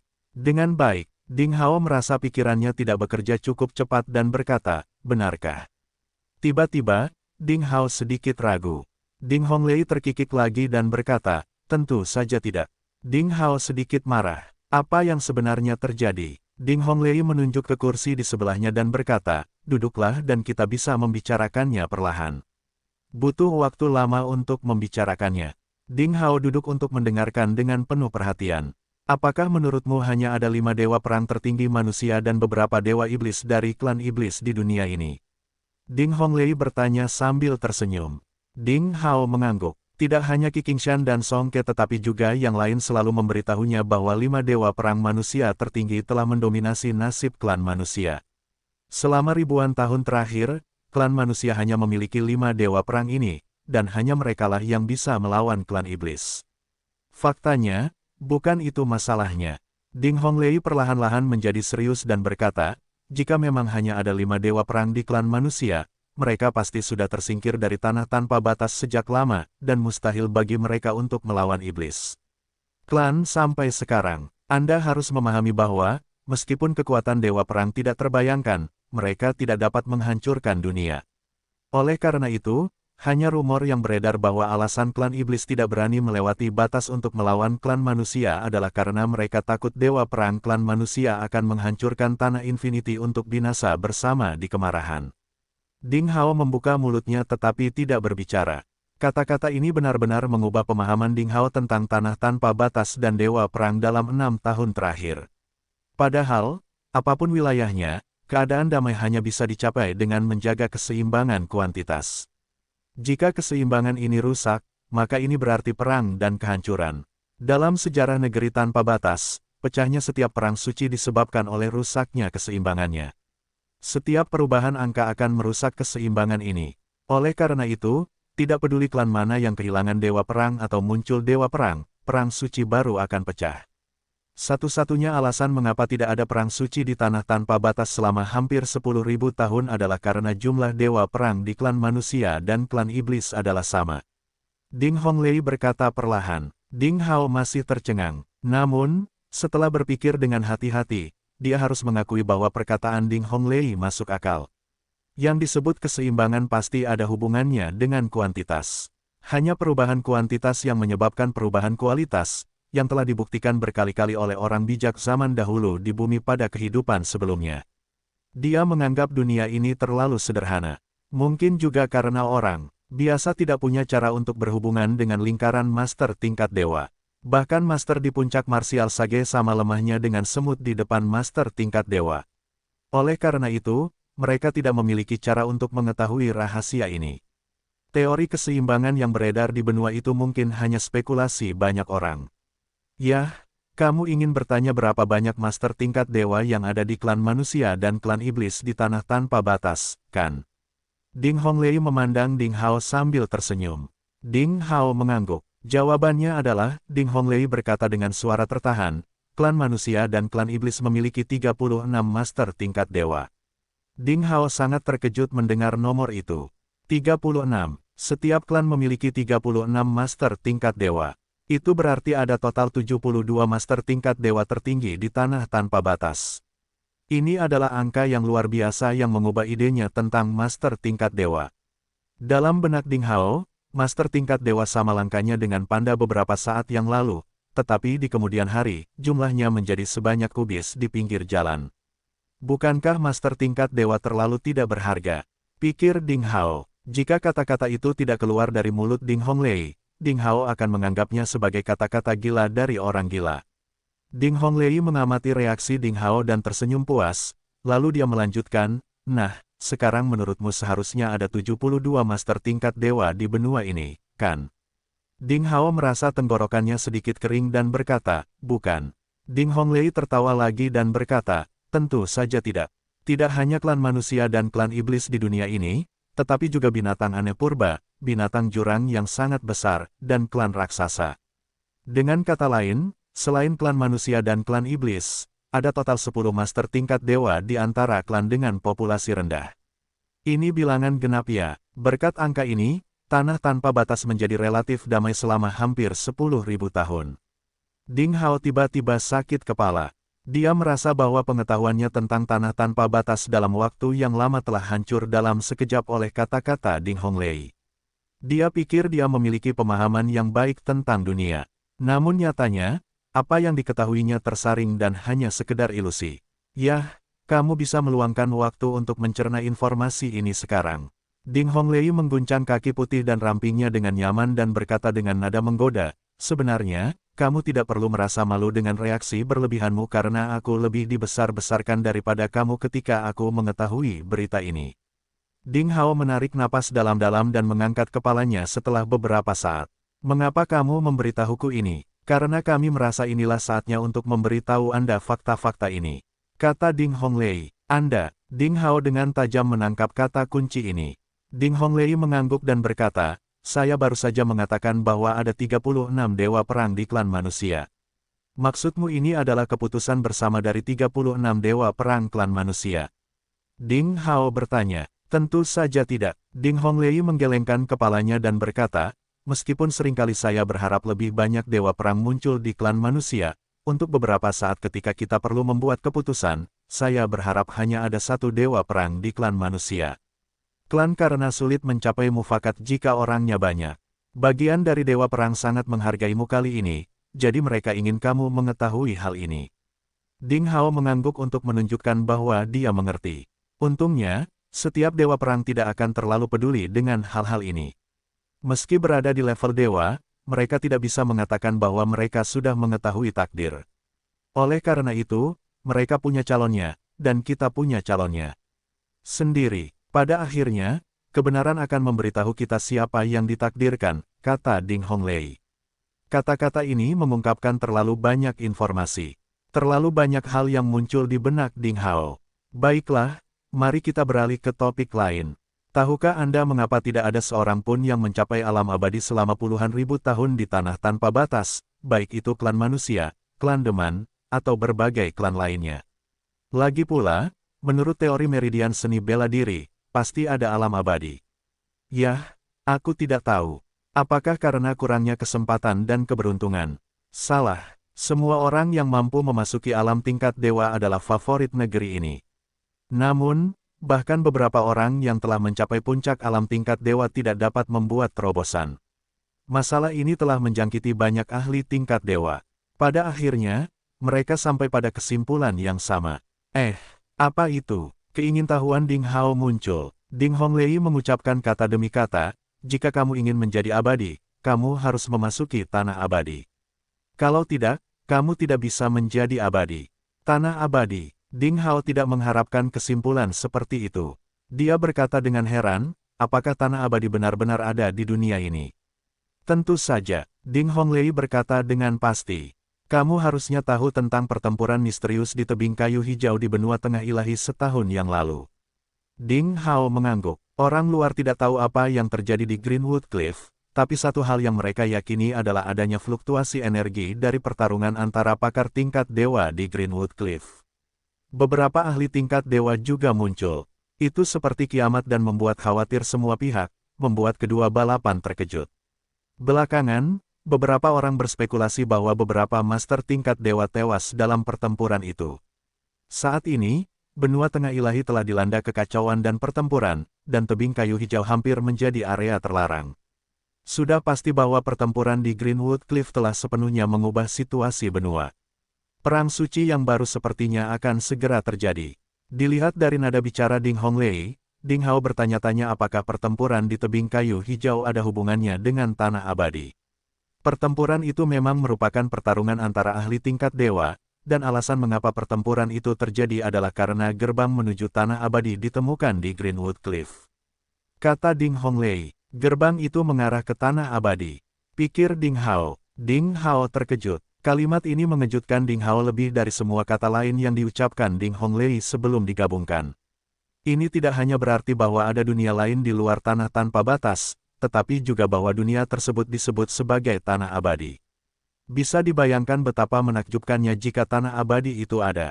Bisakah manusia menjadi abadi selama mereka membuka gerbang menuju tanah abadi? Jika itu masalahnya, banyak orang akan melakukan segala upaya untuk memperebutkannya, bahkan para master tingkat dewa yang unggul pun akan tergoda. Oleh karena itu, mereka mungkin akan bertarung satu sama lain demi hal itu, dan tidak heran jika terjadi pertempuran yang menakjubkan di tebing kayu hijau. Gerbang menuju tanah abadi ditemukan secara tidak sengaja. Aura abadi yang beredar di dalam mengingatkan para master tingkat dewa dari seluruh dunia. Namun hal itu sangat mendesak sehingga para master tidak punya waktu untuk berkoordinasi satu sama lain. Oleh karena itu, pertempuran pasti terjadi di antara mereka, dan setidaknya lebih dari 10 master tingkat dewa terlibat. Jika bukan karena tebing kayu hijau adalah tanah suci untuk seni bela diri di benua tengah ilahi klan manusia dengan kekuatan suci selama puluhan ribu tahun, tempat itu pasti sudah lama berubah menjadi reruntuhan, kata Ding Honglei, sambil menghela nafas. Apa hasilnya? Ding Hao khawatir. Klan iblis dan klan manusia kehilangan satu master tingkat dewa, dan dua binatang purba tingkat dewa juga mati. Ini adalah perang yang telah kehilangan sebagian besar master tingkat dewa sejak perang suci terakhir. Ding Honglei menghela nafas dan berkata, namun, kabar baiknya adalah jumlah master tingkat dewa di klan iblis dan klan manusia masih sama setelah perang ini. Ding Hao menghela nafas lega dan berkata, lalu bagaimana dengan dewa perang tertinggi wilayah tengah? Legenda mengatakan bahwa dunia luar tidak dapat lagi merasakan tanda keilahiannya antara langit dan bumi. Tanda ilahinya, Ding Honglei tersenyum tipis dan berkata, jika setiap orang dapat merasakan tanda dewa dari master tingkat dewa, maka master tingkat dewa tersebut tidak memiliki martabat atau status untuk dibicarakan. Pasti ada alasan bagi mereka untuk menjadi makhluk tertinggi. Selain itu, Anda harus tahu bahwa ada perbedaan di antara para master tingkat dewa tersebut. Master seperti dewa perang tertinggi wilayah tengah berada di posisi teratas dan hampir mustahil bagi mereka untuk mati. Mendengar ini, Ding Hao mengangguk diam-diam. Alasan mengapa tanda dewa-dewa perang tertinggi wilayah tengah tidak lagi dapat dirasakan di dunia luar adalah karena dia telah memasuki tanah abadi. Ding Honglei berkata dengan serius, dalam pertempuran itu, total ada 6 master tingkat dewa yang memasuki tanah abadi. Siapa mereka? Ding Hao bertanya dengan rasa ingin tahu. Namun, Ding Honglei membuatnya terus menebak-nebak dan berkata, kamu tidak akan mengenal orang-orang ini bahkan jika aku memberitahumu. Anda akan mengenal mereka di masa depan. Mari kita mulai bisnisnya dulu. Itu sangat canggung. Ding Hao terdiam. Ternyata apa yang baru saja kamu katakan bukanlah urusan sebenarnya. Pikir Ding Hao. Tentu saja, dia tidak bisa mengungkapkan pikirannya dengan lantang tetapi berpura-pura mendengarkan dengan cermat. Setelah 6 master tingkat dewa melangkah ke dalam gerbang, gerbang tersebut menghilang secara misterius, yang membuat para master tingkat dewa yang bergegas ke sana kemudian kecewa. Mereka tidak tahu dunia macam apa yang ada di balik gerbang itu. Mereka juga tidak tahu apa yang terjadi pada Dewa Perang tertinggi wilayah tengah dan yang lainnya. Ding Honglei memejamkan mata dan mengingat sejenak, lalu berkata, saya juga pergi ke Greenwood Cliff saat itu. Sesampainya di sana, gerbangnya hampir menghilang, dan terdengar tangisan sedih serta darah merah tua keluar dari sana. Itu adalah darah para master tingkat dewa. Darah master tingkat dewa. Ding Hao tercengang. Apakah master tingkat dewa yang memasukinya mengalami masalah? Ding Honglei mengangguk dan berkata, ini hanya spekulasi. Tentu saja, ada kemungkinan lain. Sayangnya, gerbang tersebut menghilang pada saat itu, sehingga orang lain tidak dapat mengetahui kebenarannya. Kesempatan untuk mengetahui tentang tanah abadi akan segera hilang, tetapi tidak pernah terpikir olehku bahwa orang lain menemukan cara lain untuk memasuki tanah abadi. Ding Hao tercengang. Berita yang didengarnya hari ini semakin gila. Dia mendengarkan dengan cermat dan tidak menyela Ding Honglei. Ding Honglei melanjutkan, kali ini, seseorang menemukan 6 gerbang abadi yang legendaris dan formasi transmisi ke tanah abadi di gunung belakang sekte pencari ilmu pedang. 6 gerbang abadi, pikir Ding Hao. Ding Hao tiba-tiba teringat pada 6 pintu batu di dasar jurang besar di gunung belakang.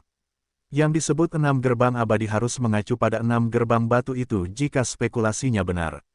Formasi transmisi ke tanah abadi seharusnya adalah formasi papan catur di atas meja batu di gua jurang misterius.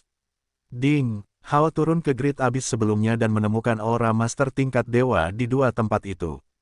Kedua tempat itu bukan lagi rahasia bagi makhluk tertinggi ini.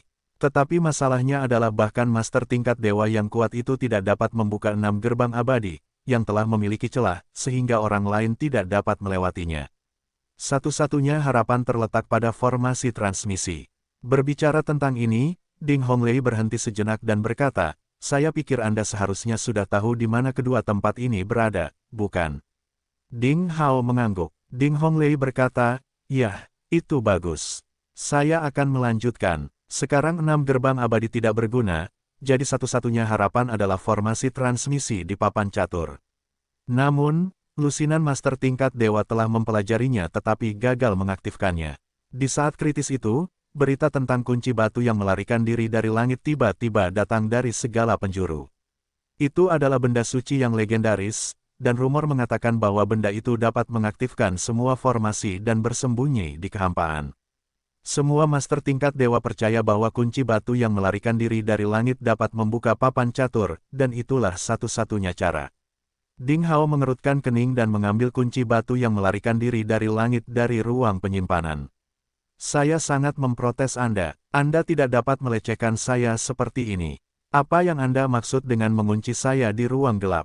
Tahukah Anda bahwa saya pernah berperang melawan tentara dan membunuh banyak orang sendirian? Begitu kunci batu yang melarikan diri dari langit muncul, ia mulai berteriak untuk menunjukkan ketidaksetujuannya karena dikunci di ruang penyimpanan oleh Ding Hao. Ding Hao sepenuhnya mengabaikannya. Pada awalnya, Ding Hao penasaran dan kagum akan hal itu. Namun, dia menemukan bahwa itu adalah seorang pecinta kuliner dan pembual setelah semakin dekat dengannya. Akhirnya, dia mengabaikan apa yang dia katakan. Bisakah itu membuka formasi papan catur? Ding Hao mengerutkan kening dan bertanya, tetapi bagaimana Anda bisa yakin bahwa formasi papan catur dapat mengirim orang ke tanah abadi? Tentu saja ada cara untuk memastikannya. Meskipun master tingkat dewa itu tidak dapat mengaktifkan formasi, tidak sulit untuk mengetahui informasi yang dikandungnya. Ding Honglei berkata dengan bangga, lalu dia melanjutkan, faktanya, tidak hanya ada satu kunci batu yang melarikan diri dari langit tetapi lusinannya. Legenda mengatakan bahwa itu awalnya adalah artefak batu ilahi lengkap yang jatuh dari tanah abadi ke tanah tanpa batas dan berubah menjadi pecahan. Yang ada di tangan Anda hanyalah salah satunya. Dalam beberapa hari terakhir, berita tentang kunci batu yang terbang dari langit telah menyebar ke seluruh benua, dan lusinan orang telah mendapatkannya. Puluhan. Ding Hao sedikit terkejut. Ternyata tidak hanya ada satu kunci batu yang melarikan diri dari langit. Karena kunci batu yang melarikan diri dari langit sangat berharga, mengapa penguasa tertinggi klan iblis setuju untuk memberikannya kepadaku? Ding Hao segera menyadari masalah kritis ini. Ding Honglei berkata sambil tersenyum, ini sangat sederhana. Itu hanya kompromi dan keseimbangan. Seseorang dari klan iblis sudah mendapatkan kunci pelari langit sebelumnya.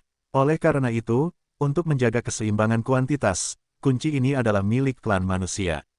Ding Hao sedikit mengerti. Tetapi meskipun kunci batu yang melarikan diri dari langit ini milik klan manusia, aku tidak memenuhi syarat untuk memilikinya, bukan?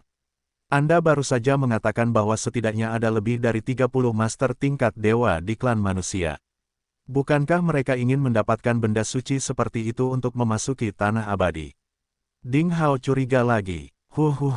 Sepertinya. Kamu memiliki kesadaran diri. Ding Honglei terkikik dan mengangguk. Ya, hanya master tingkat dewa yang memenuhi syarat untuk memiliki kunci batu yang melarikan diri dari langit, tapi masalahnya adalah...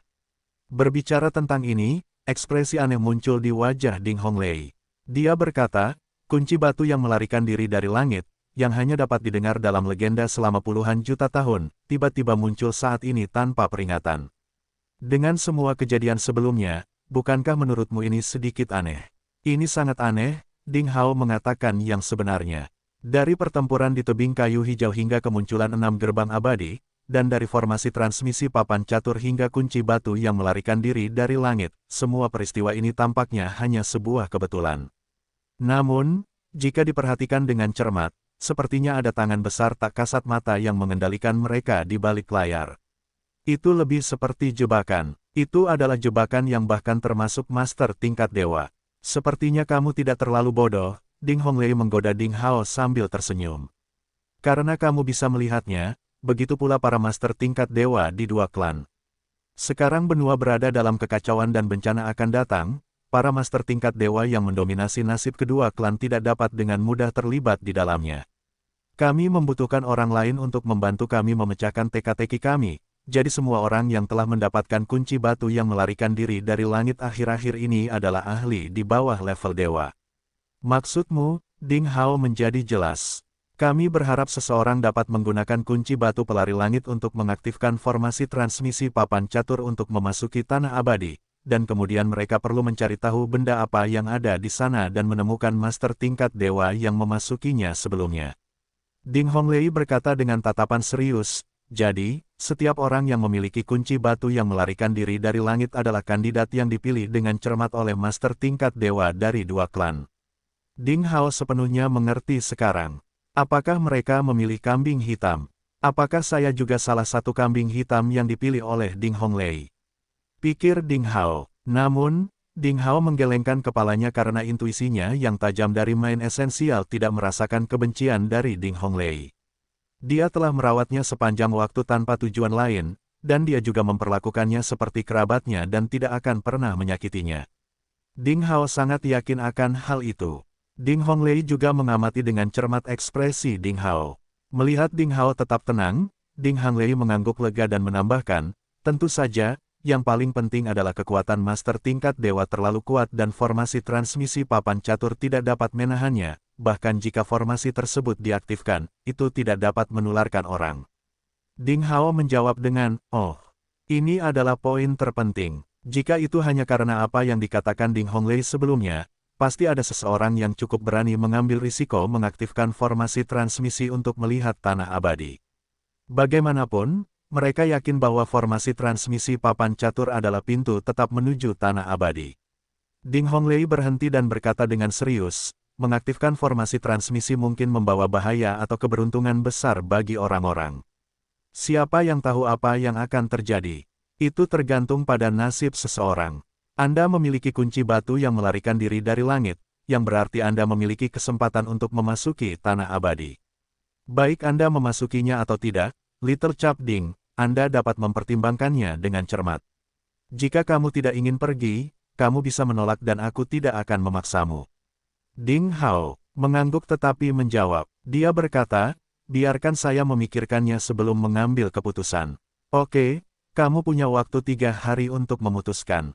Ding Honglei tidak mendesaknya. Ding Hao tiba-tiba tersenyum dan berkata, saya sangat ingin tahu tentang alasan mengapa Anda memilih saya.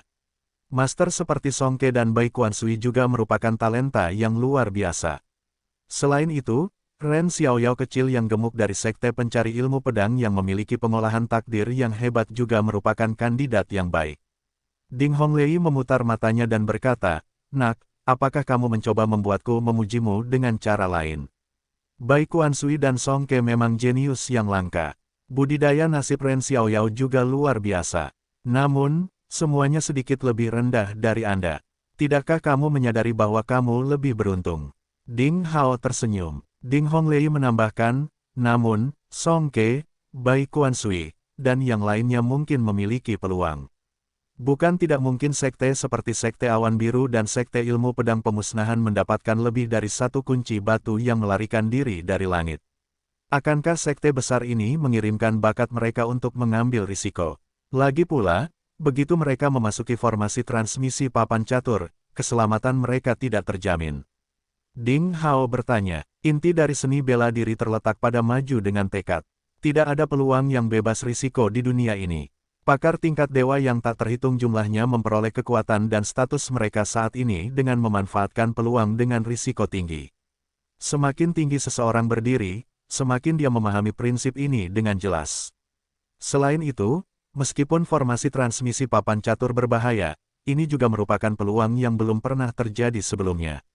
Tidak ada yang bisa menahan godaan seperti itu, kata Ding Honglei dengan sabar. Ding Hao mengangguk, mengatur pikirannya, dan berkata, "Yah, sepertinya inilah alasanmu berbicara denganku. Sekarang setelah bisnisnya selesai, bolehkah saya menanyakan hal lain?" Ding Honglei tertawa lagi dan berkata, "Tentu saja, dan jika suasana hati saya sedang baik, mungkin saya bisa memecahkan beberapa misteri untuk Anda." Ding Hao terdiam. "Apakah suasana hatimu sedang bagus sekarang?" "Yah, sekarang tidak buruk. Bagus. Pertama, saya bertanya-tanya mengapa Anda selalu menjaga saya. Anda membantu saya berkali-kali, dan Anda diam-diam membantu saya mengatasi beberapa arus bawah ketika saya menyebabkan beberapa masalah, bukan?" Kamu cukup pintar untuk mengetahui bahwa aku menyayangimu," kata Ding Honglei sambil tertawa centil. Dia mengulurkan jari rampingnya dan menunjuk ke kepala Ding Hao dengan malas, berkata, "Niat baik saya tidak diperlakukan sebagai kejahatan. Mengenai apa yang ingin kamu ketahui, tiba-tiba suasana hatiku sedang buruk. Mari kita bicarakan hal itu lain kali." Ding Hao, "Kalau begitu mari kita ganti topik pembicaraan," kata Ding Hao. "Saya selalu penasaran dengan alasan mengapa klan manusia dan klan iblis selalu bertarung satu sama lain. Dari apa yang kulihat, jika mereka tidak bisa saling mencintai, setidaknya mereka bisa hidup damai satu sama lain. Dunia ini sangat luas. Apakah tidak ada tempat bagi kedua klan tersebut? Selain itu, penguasa tertinggi klan iblis tidak berpikiran pendek. Bagaimana kedua klan itu mengumpulkan begitu banyak kebencian di masa lalu?" Ding Hao bertanya. Senyuman di wajah Ding Honglei memudar dan dia berkata, "Kamu salah. Kita memang memiliki daratan yang luas di dunia, namun nyatanya tidak mampu menampung dua ras yang berkembang biak secara gila-gilaan. Rumor mengatakan bahwa satu-satunya alasan pecahnya Perang Suci pertama adalah karena seluruh ruang di langit dan bumi ditempati oleh kedua ras tersebut. Mereka menghabiskan semua sumber, daya budidaya, dan akhirnya, kelangsungan hidup menjadi satu-satunya tujuan mereka. Tak terbayang betapa ketakutannya populasi kedua ras tersebut akibat reproduksi dan perkembangannya yang tidak terbatas. Tahukah Anda mengapa hukum kekuatan dan pasang surut antara langit dan bumi sangat berbeda dengan zaman kuno? Itu karena jumlah besar dari kedua ras tersebut menyebabkan kekacauan pada mereka." Ding Hao merasa familiar dengan deskripsi Ding Honglei. Bukankah kebijakan pengendalian kelahiran yang diadopsi oleh beberapa negara besar dengan populasi besar di dunia adalah untuk menjaga kesejahteraan negaranya? Ketika dunia baru saja diciptakan, semua klan besar, tidak hanya klan manusia dan klan iblis tetapi juga banyak ras misterius lainnya, hidup dalam harmoni. Ada ratusan klan dan banyak master tingkat dewa. Legenda mengatakan bahwa tidak hanya ada tanah tanpa batas, tanah abadi, dunia bawah, tetapi juga 5 benua lainnya, dan semuanya terhubung. Angka kelahiran hampir sama dengan angka kematian. Namun, nasib surga itu berputar-putar. Sesuatu terjadi dan membuat lingkaran itu putus. Angka kelahiran dan angka kematian berubah drastis. Akibat tertutupnya lingkaran tersebut, populasi makhluk di tanah tanpa batas meledak dan pecahlah peperangan. Setelah pertempuran yang tak terhitung jumlahnya, klan manusia dan klan iblis yang memiliki kemampuan bereproduksi terbesar menjadi dua klan terbesar. Beberapa klan eksotik seperti klan Gain dan binatang purba hidup dalam waktu pinjaman, sementara klan kuat lainnya telah punah. Kata-kata sederhana Ding Honglei menggambarkan gambaran zaman kuno yang tragis dan penuh darah. Ding Hao membuka mulutnya lebar-lebar, tidak tahu harus berkata apa. Hari ini, Ding Honglei berbicara tentang begitu banyak berita menakjubkan, yang hanya diketahui oleh para master tingkat dewa itu. Namun, apakah ini kebenaran dunia? Apakah perang dewa dan iblis yang legendaris mengacu pada perang tragis antar klan? Tak heran jika selalu terdapat berbagai reruntuhan kuno di benua ini. Beberapa di antaranya berisi kekuatan yang tidak dapat dipahami serta harta ilahi yang luar biasa. Saat ini, di benua ini, kemunculan dan kemakmuran banyak sekte bergantung pada penggalian harta karun ilahi ini. Banyak metode budidaya, keterampilan tempur, dan kekuatan magis yang menakjubkan juga diperoleh dari reruntuhan kuno ini. Dengan kata lain, reruntuhan kuno ini meletakkan dasar yang kokoh bagi kemakmuran seni bela diri masa kini di benua tersebut. Menurut Ding Honglei, keberadaan reruntuhan tersebut dapat dijelaskan. Nasib surga runtuh, dan kemudian lingkaran itu ditutup. Apa sebenarnya yang terjadi dan menyebabkan pertempuran berdarah di benua ini selama puluhan ribu tahun? Karena latar belakangnya, Ding Hao mengetahui bahwa ada tanah rahmat ilahi di samping tanah tanpa batas, sehingga berita tentang 5 benua lainnya tidak mengejutkan Ding Hao. Yang membuatnya terkejut adalah kabar lainnya. Ketika Ding Hao keluar dari aula utama, kerumunan di War God Square secara bertahap bubar. Tepi danau cermin masih sangat ramai. Aliansi antara kedua klan belum dimulai, tetapi masih ada banyak master dari kedua klan yang bergegas. Gelombang sisa arena hidup dan mati tidak hilang. Berdiri di aula atas, kebisingan tempat ini masih bisa dirasakan. Namun, setelah kemenangan besar klan manusia, klan iblis tidak lagi sombong seperti sebelumnya. Di jalanan dekat danau cermin, semakin banyak orang dari klan manusia. Para ahli klan iblis yang sebelumnya memprovokasi mereka sesuka hati telah menjadi lebih berperilaku baik. Para prajurit klan manusia akhirnya bisa mengangkat kepala mereka tinggi-tinggi. Di banyak pub dan gang, terjadi diskusi seru tentang ketiga pertempuran tersebut. Bagi klan manusia, ketiga pertempuran ini layak untuk diingat berulang kali. Mereka yang melewatkan penampilan Matt Sabre, Phoenix, dan Sabre and Sword Edik asyik dengan ceritanya. Mereka sangat menyesal karena mereka tidak tiba tepat waktu dan melewatkan peristiwa besar yang belum pernah terjadi selama 1000 tahun. Ding Hao kembali ke villa pencari ilmu pedang. Villa tersebut telah ditempati oleh salah satu kekuatan dari klan iblis sebelumnya. Setelah pertarungan arena hidup dan mati, mereka melepaskan tempat itu karena takut akan mengganggu 3 talenta dari sekte pencari ilmu pedang dan membawa malapetaka total. Segala sesuatu di villa itu sama. Pemilik villa itu adalah Huang Rong, yang sangat memberontak. Setelah malam ketika sekte pencari ilmu pedang dirampok, Huang Rong menjadi dewasa dan cakap, dengan kekuatannya dipromosikan ke alam Grandmaster Agung. Dia bertanggung jawab atas seluruh villa, dan semuanya beres. Ada banyak orang di depan gerbang villa pencari ilmu pedang. Tak terhitung banyaknya tokoh besar klan manusia yang datang berkunjung, dan banyak anak muda yang ingin bergabung dengan sekte pencari ilmu pedang berkerumun di gerbang villa. Adegan itu sangat sibuk. Melihat pemandangan ini dari jauh, Ding Hao harus menyelinap ke villa dari pintu belakang. Pesta perayaan akbar sedang dilaksanakan. Lilan memanfaatkan kesempatan ini untuk mempublikasikan kekuatan sekte pencari ilmu pedang dan juga mulai menjalin hubungan dengan sekte-sekte terkemuka di wilayah utara. Ini adalah kesempatan sempurna untuk pengembangan sekte pencari ilmu pedang di masa depan. Selain itu, dengan dukungan tokoh-tokoh seperti Song Ke dan Bai Kuan Sui, sekte-sekte teratas di wilayah utara harus menunjukkan rasa hormat kepada Asura berwajah giok. Di antara 3 talenta dari sekte pencari ilmu pedang, Xie Jiyu selalu sulit ditangkap, jadi dia tidak pernah muncul sejak kompetisi. Ding Hao dipanggil oleh penguasa tertinggi klan manusia, jadi ketidakhadirannya bukanlah hal yang mengejutkan. Oleh karena itu, Zhang Fan menjadi bintang yang paling menarik perhatian. Bocah pemburu itu terlahir introvert dan tidak bisa bergaul dengan bebas dengan orang lain. Hubungan sosial seperti itu lebih sulit dihadapi Zhang Fan daripada mengolah ki. Dia hanya bisa gigit jari dan berbicara dengan orang-orang ini. Untungnya, Lilan bijaksana dan membantu Zhang Fan berulang kali. Setelah Ding Hao kembali, dia tidak ingin muncul pada awalnya. Namun, ketika dia menemukan Lilan sangat sibuk, dia akhirnya muncul di jamuan makan. Merevitalisasi sekte pencari ilmu pedang adalah keinginan seumur hidup Li Jianye dan Qi Qingshan. Sekarang Lilan harus memikul beban ini. Meskipun dia telah menyingkirkan bayangan di masa kecilnya, dia tetap tidak bisa melepaskan diri dari tanggung jawab yang terkutuk itu. Ini mungkin ikatan terbesar dalam hidupnya. Sebagai suaminya, Ding Hao harus selalu berada di sisinya. Setelah hampir 4 jam, jamuan makan secara bertahap berakhir.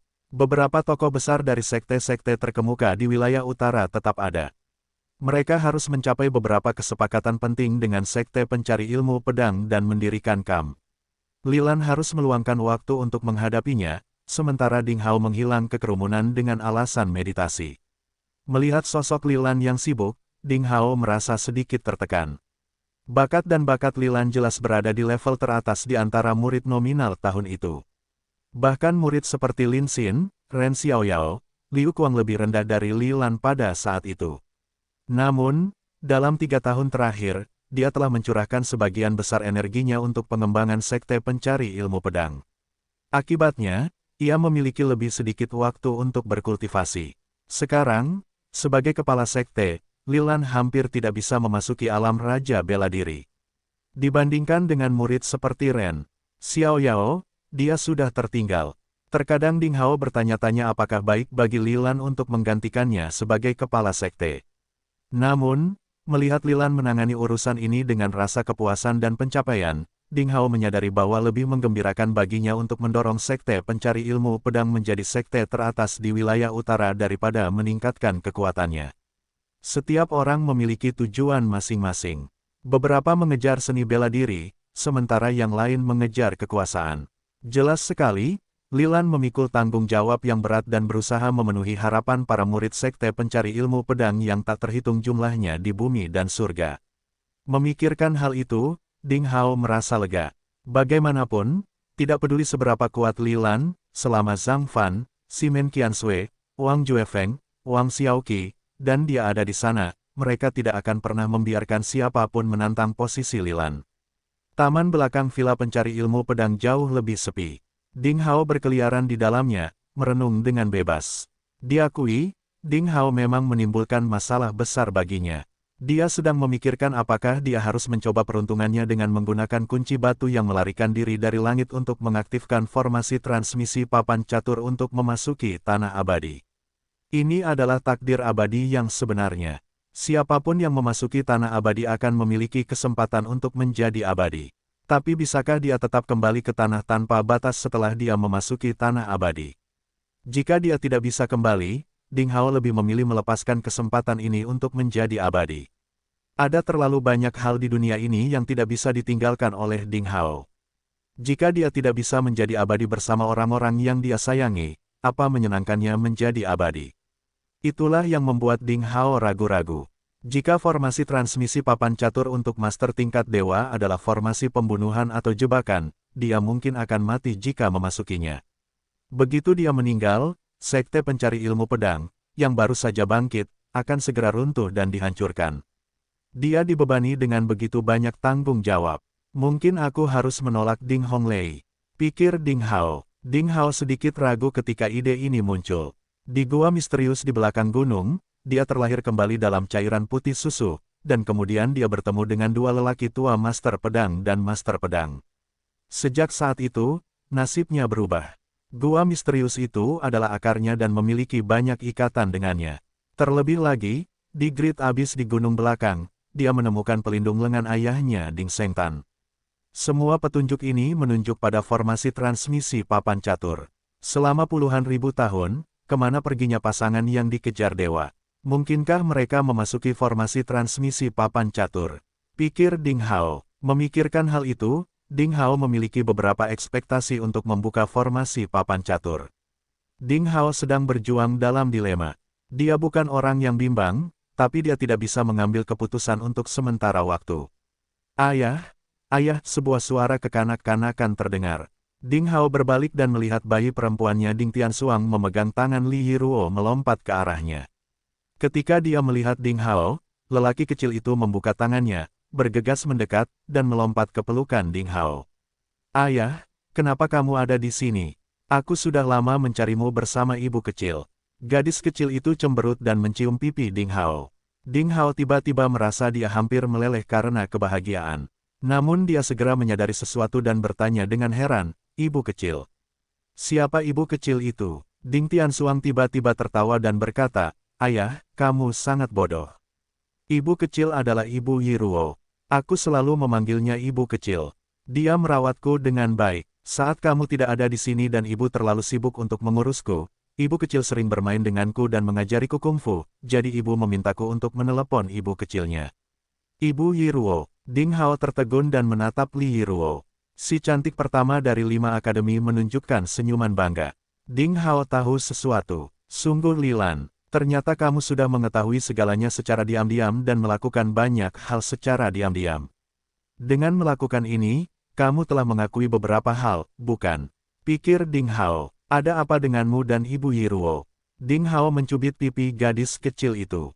Aku merindukanmu, kata lelaki kecil itu dengan sangat tidak puas. Tidak bisakah aku bertemu denganmu jika aku tidak memiliki sesuatu yang mendesak? Ding Hao terdiam karena gadis kecil ini terlalu pintar. Sambil menggendong gadis kecil itu, Ding Hao mendatangi Li Yiruo dan diam-diam duduk di sampingnya di tangga marmer di taman. Di luar sangat dingin dan hujan. Sebaliknya, taman belakang villa memiliki iklim yang menyenangkan karena dilindungi formasi batas. Vegetasi yang subur dan bunga-bunga cerah di dalamnya membentuk gambaran musim semi. Angin sepoi-sepoi dengan wangi tanah dan bunga bertiup lembut. Ding Tianxuang mengejar kupu-kupu di rumput seperti peri bahagia dengan tawa keperakannya bergema di udara. Ding Hao dengan lembut memegang pinggang lembut Li Yiruo. Aroma rosemary dari rambutnya sampai ke lubang hidungnya, lalu dia menutup matanya sedikit. Perlahan, dia tidak cemas dengan formasi transmisi dan menjadi tenang. Li Yiruo dengan lembut menyandarkan kepalanya di bahu Ding Hao. Saat ini, diam lebih baik daripada kata-kata. Ding Hao mengingat masa lalu dan hari ketika dia pertama kali bertemu gadis cantik ini, dia sedikit tersenyum. Kemudian dia memikirkan hari ketika dia mengakhiri karir muridnya dan apa yang dikatakan Tianyin dan King Tan kepadanya. Dia merasa sedikit bersalah. Dia sekarang terkenal di seluruh dunia, tetapi wanita yang telah melakukan banyak hal secara diam-diam di sampingnya mungkin tidak menantikan kejayaan besar melainkan momen lembut dan tenang seperti ini. Kemudian sebuah nama muncul lagi di benak Ding Hao. Fang Tianyi, pemuda dengan bakat ilmu pedang yang luar biasa adalah sahabatnya. Dia, seperti Wang Xiaoqi dan Zhang Fan, selalu berdiri di sampingnya tanpa menanyakan alasan. Tapi sekarang dia menghilang. Memikirkan sosok Tianyin yang lemah dan kurus di depan tebing salju sekte hari itu, Ding Hao merasa lebih bersalah. Memikirkan kembali apa yang dikatakan Ding Honglei hari itu, Ding Hao samar-samar berspekulasi bahwa hilangnya Fang Tianyi mungkin terkait dengan 6 gerbang abadi dan formasi transmisi papan catur. Jika tidak, Ding Hao setidaknya bisa menemukan Fang Tianyi atau mayatnya. Mungkin sesuatu di luar akal sehat terjadi dan menarik Fang Tianyi ke celah tanah abadi. Meskipun Ding Hao tidak pandai fisiognomi, dia yakin Fang Tianyi tidak akan mati muda. Dalam 3 tahun terakhir, Lilan pernah menghabiskan banyak biaya untuk mengundang lembah desain ilahi yang misterius untuk menghitung keberadaan Fang Tianyi. Hasilnya adalah dia tidak ada lagi di dunia ini, tapi dia tidak mati. Pernyataan kontradiktif ini sempat membuat bingung orang, namun jika ada dunia lain di luar tanah Infinity, sepertinya masuk akal. Ding Hao memikirkan situasi kacau di tanah tanpa batas, oleh karena itu, tanah abadi adalah sebuah peluang tetapi juga bahaya besar bagi ras manapun. Karena tidak peduli ras mana yang memperoleh takdir abadi, keseimbangan jumlah ahli tingkat dewa akan segera rusak, yang merupakan bencana bagi ras lain yang tidak mendapatkan takdir tersebut. Ketika sarang burung dibalik, tidak ada telur yang utuh. Jika saya menolak Ding Honglei, saya mungkin bisa tinggal bersama keluarga saya untuk beberapa waktu. Namun, waktunya mungkin akan sangat singkat karena hal-hal yang saya hargai akan berubah menjadi abu dalam semalam begitu bencana datang. Jika saya tidak cukup kuat, saya tidak bisa melindungi semua yang saya hargai sama sekali. Jika aku memiliki kekuatan yang bahkan para master tingkat dewa pun takut, pikir Ding Hao. Ding Hao ragu-ragu. Apa yang Anda pikirkan? Li Yiruo mengangkat tangannya untuk memperbaiki rambutnya yang berantakan karena angin. Ding Hao menatapnya dan tersenyum tipis. Ini masalah yang sangat menyusahkan. Dia tidak menyembunyikan menceritakan semua yang dikatakan Ding Honglei kepadanya dan beberapa spekulasi tentang Fang Tianyi. Dia berkata, apa pendapatmu tentang hal itu? Bagaimana saya harus memilih? Li Yiruo jelas terkejut dengan kata-kata Ding Hao. Pada akhirnya, dia dengan lembut menyandarkan kepalanya di bahu Ding Hao. Setelah sedikit ragu, dia berkata, "Saudara Hao, silakan." "Dengan baik, kamu pikir aku harus pergi, kan? Apakah menurut Anda ini adalah sebuah peluang?" Ding Hao sedikit penasaran. Dia hanya ingin mencari seseorang untuk diajak bicara. Mungkin dia akan lebih mudah setelah mengatakannya dengan lantang, tapi dia tidak menyangka Li Yiruo akan memberikan jawaban yang tegas. "Saya tidak tahu apakah ini sebuah peluang. Dari nada bicaramu tadi, aku hanya merasa kamu ingin pergi," kata Li Yiruo lembut. Kata-katanya mengejutkan Ding Hao. "Apakah aku ingin pergi?" Ding Hao bertanya pada dirinya sendiri.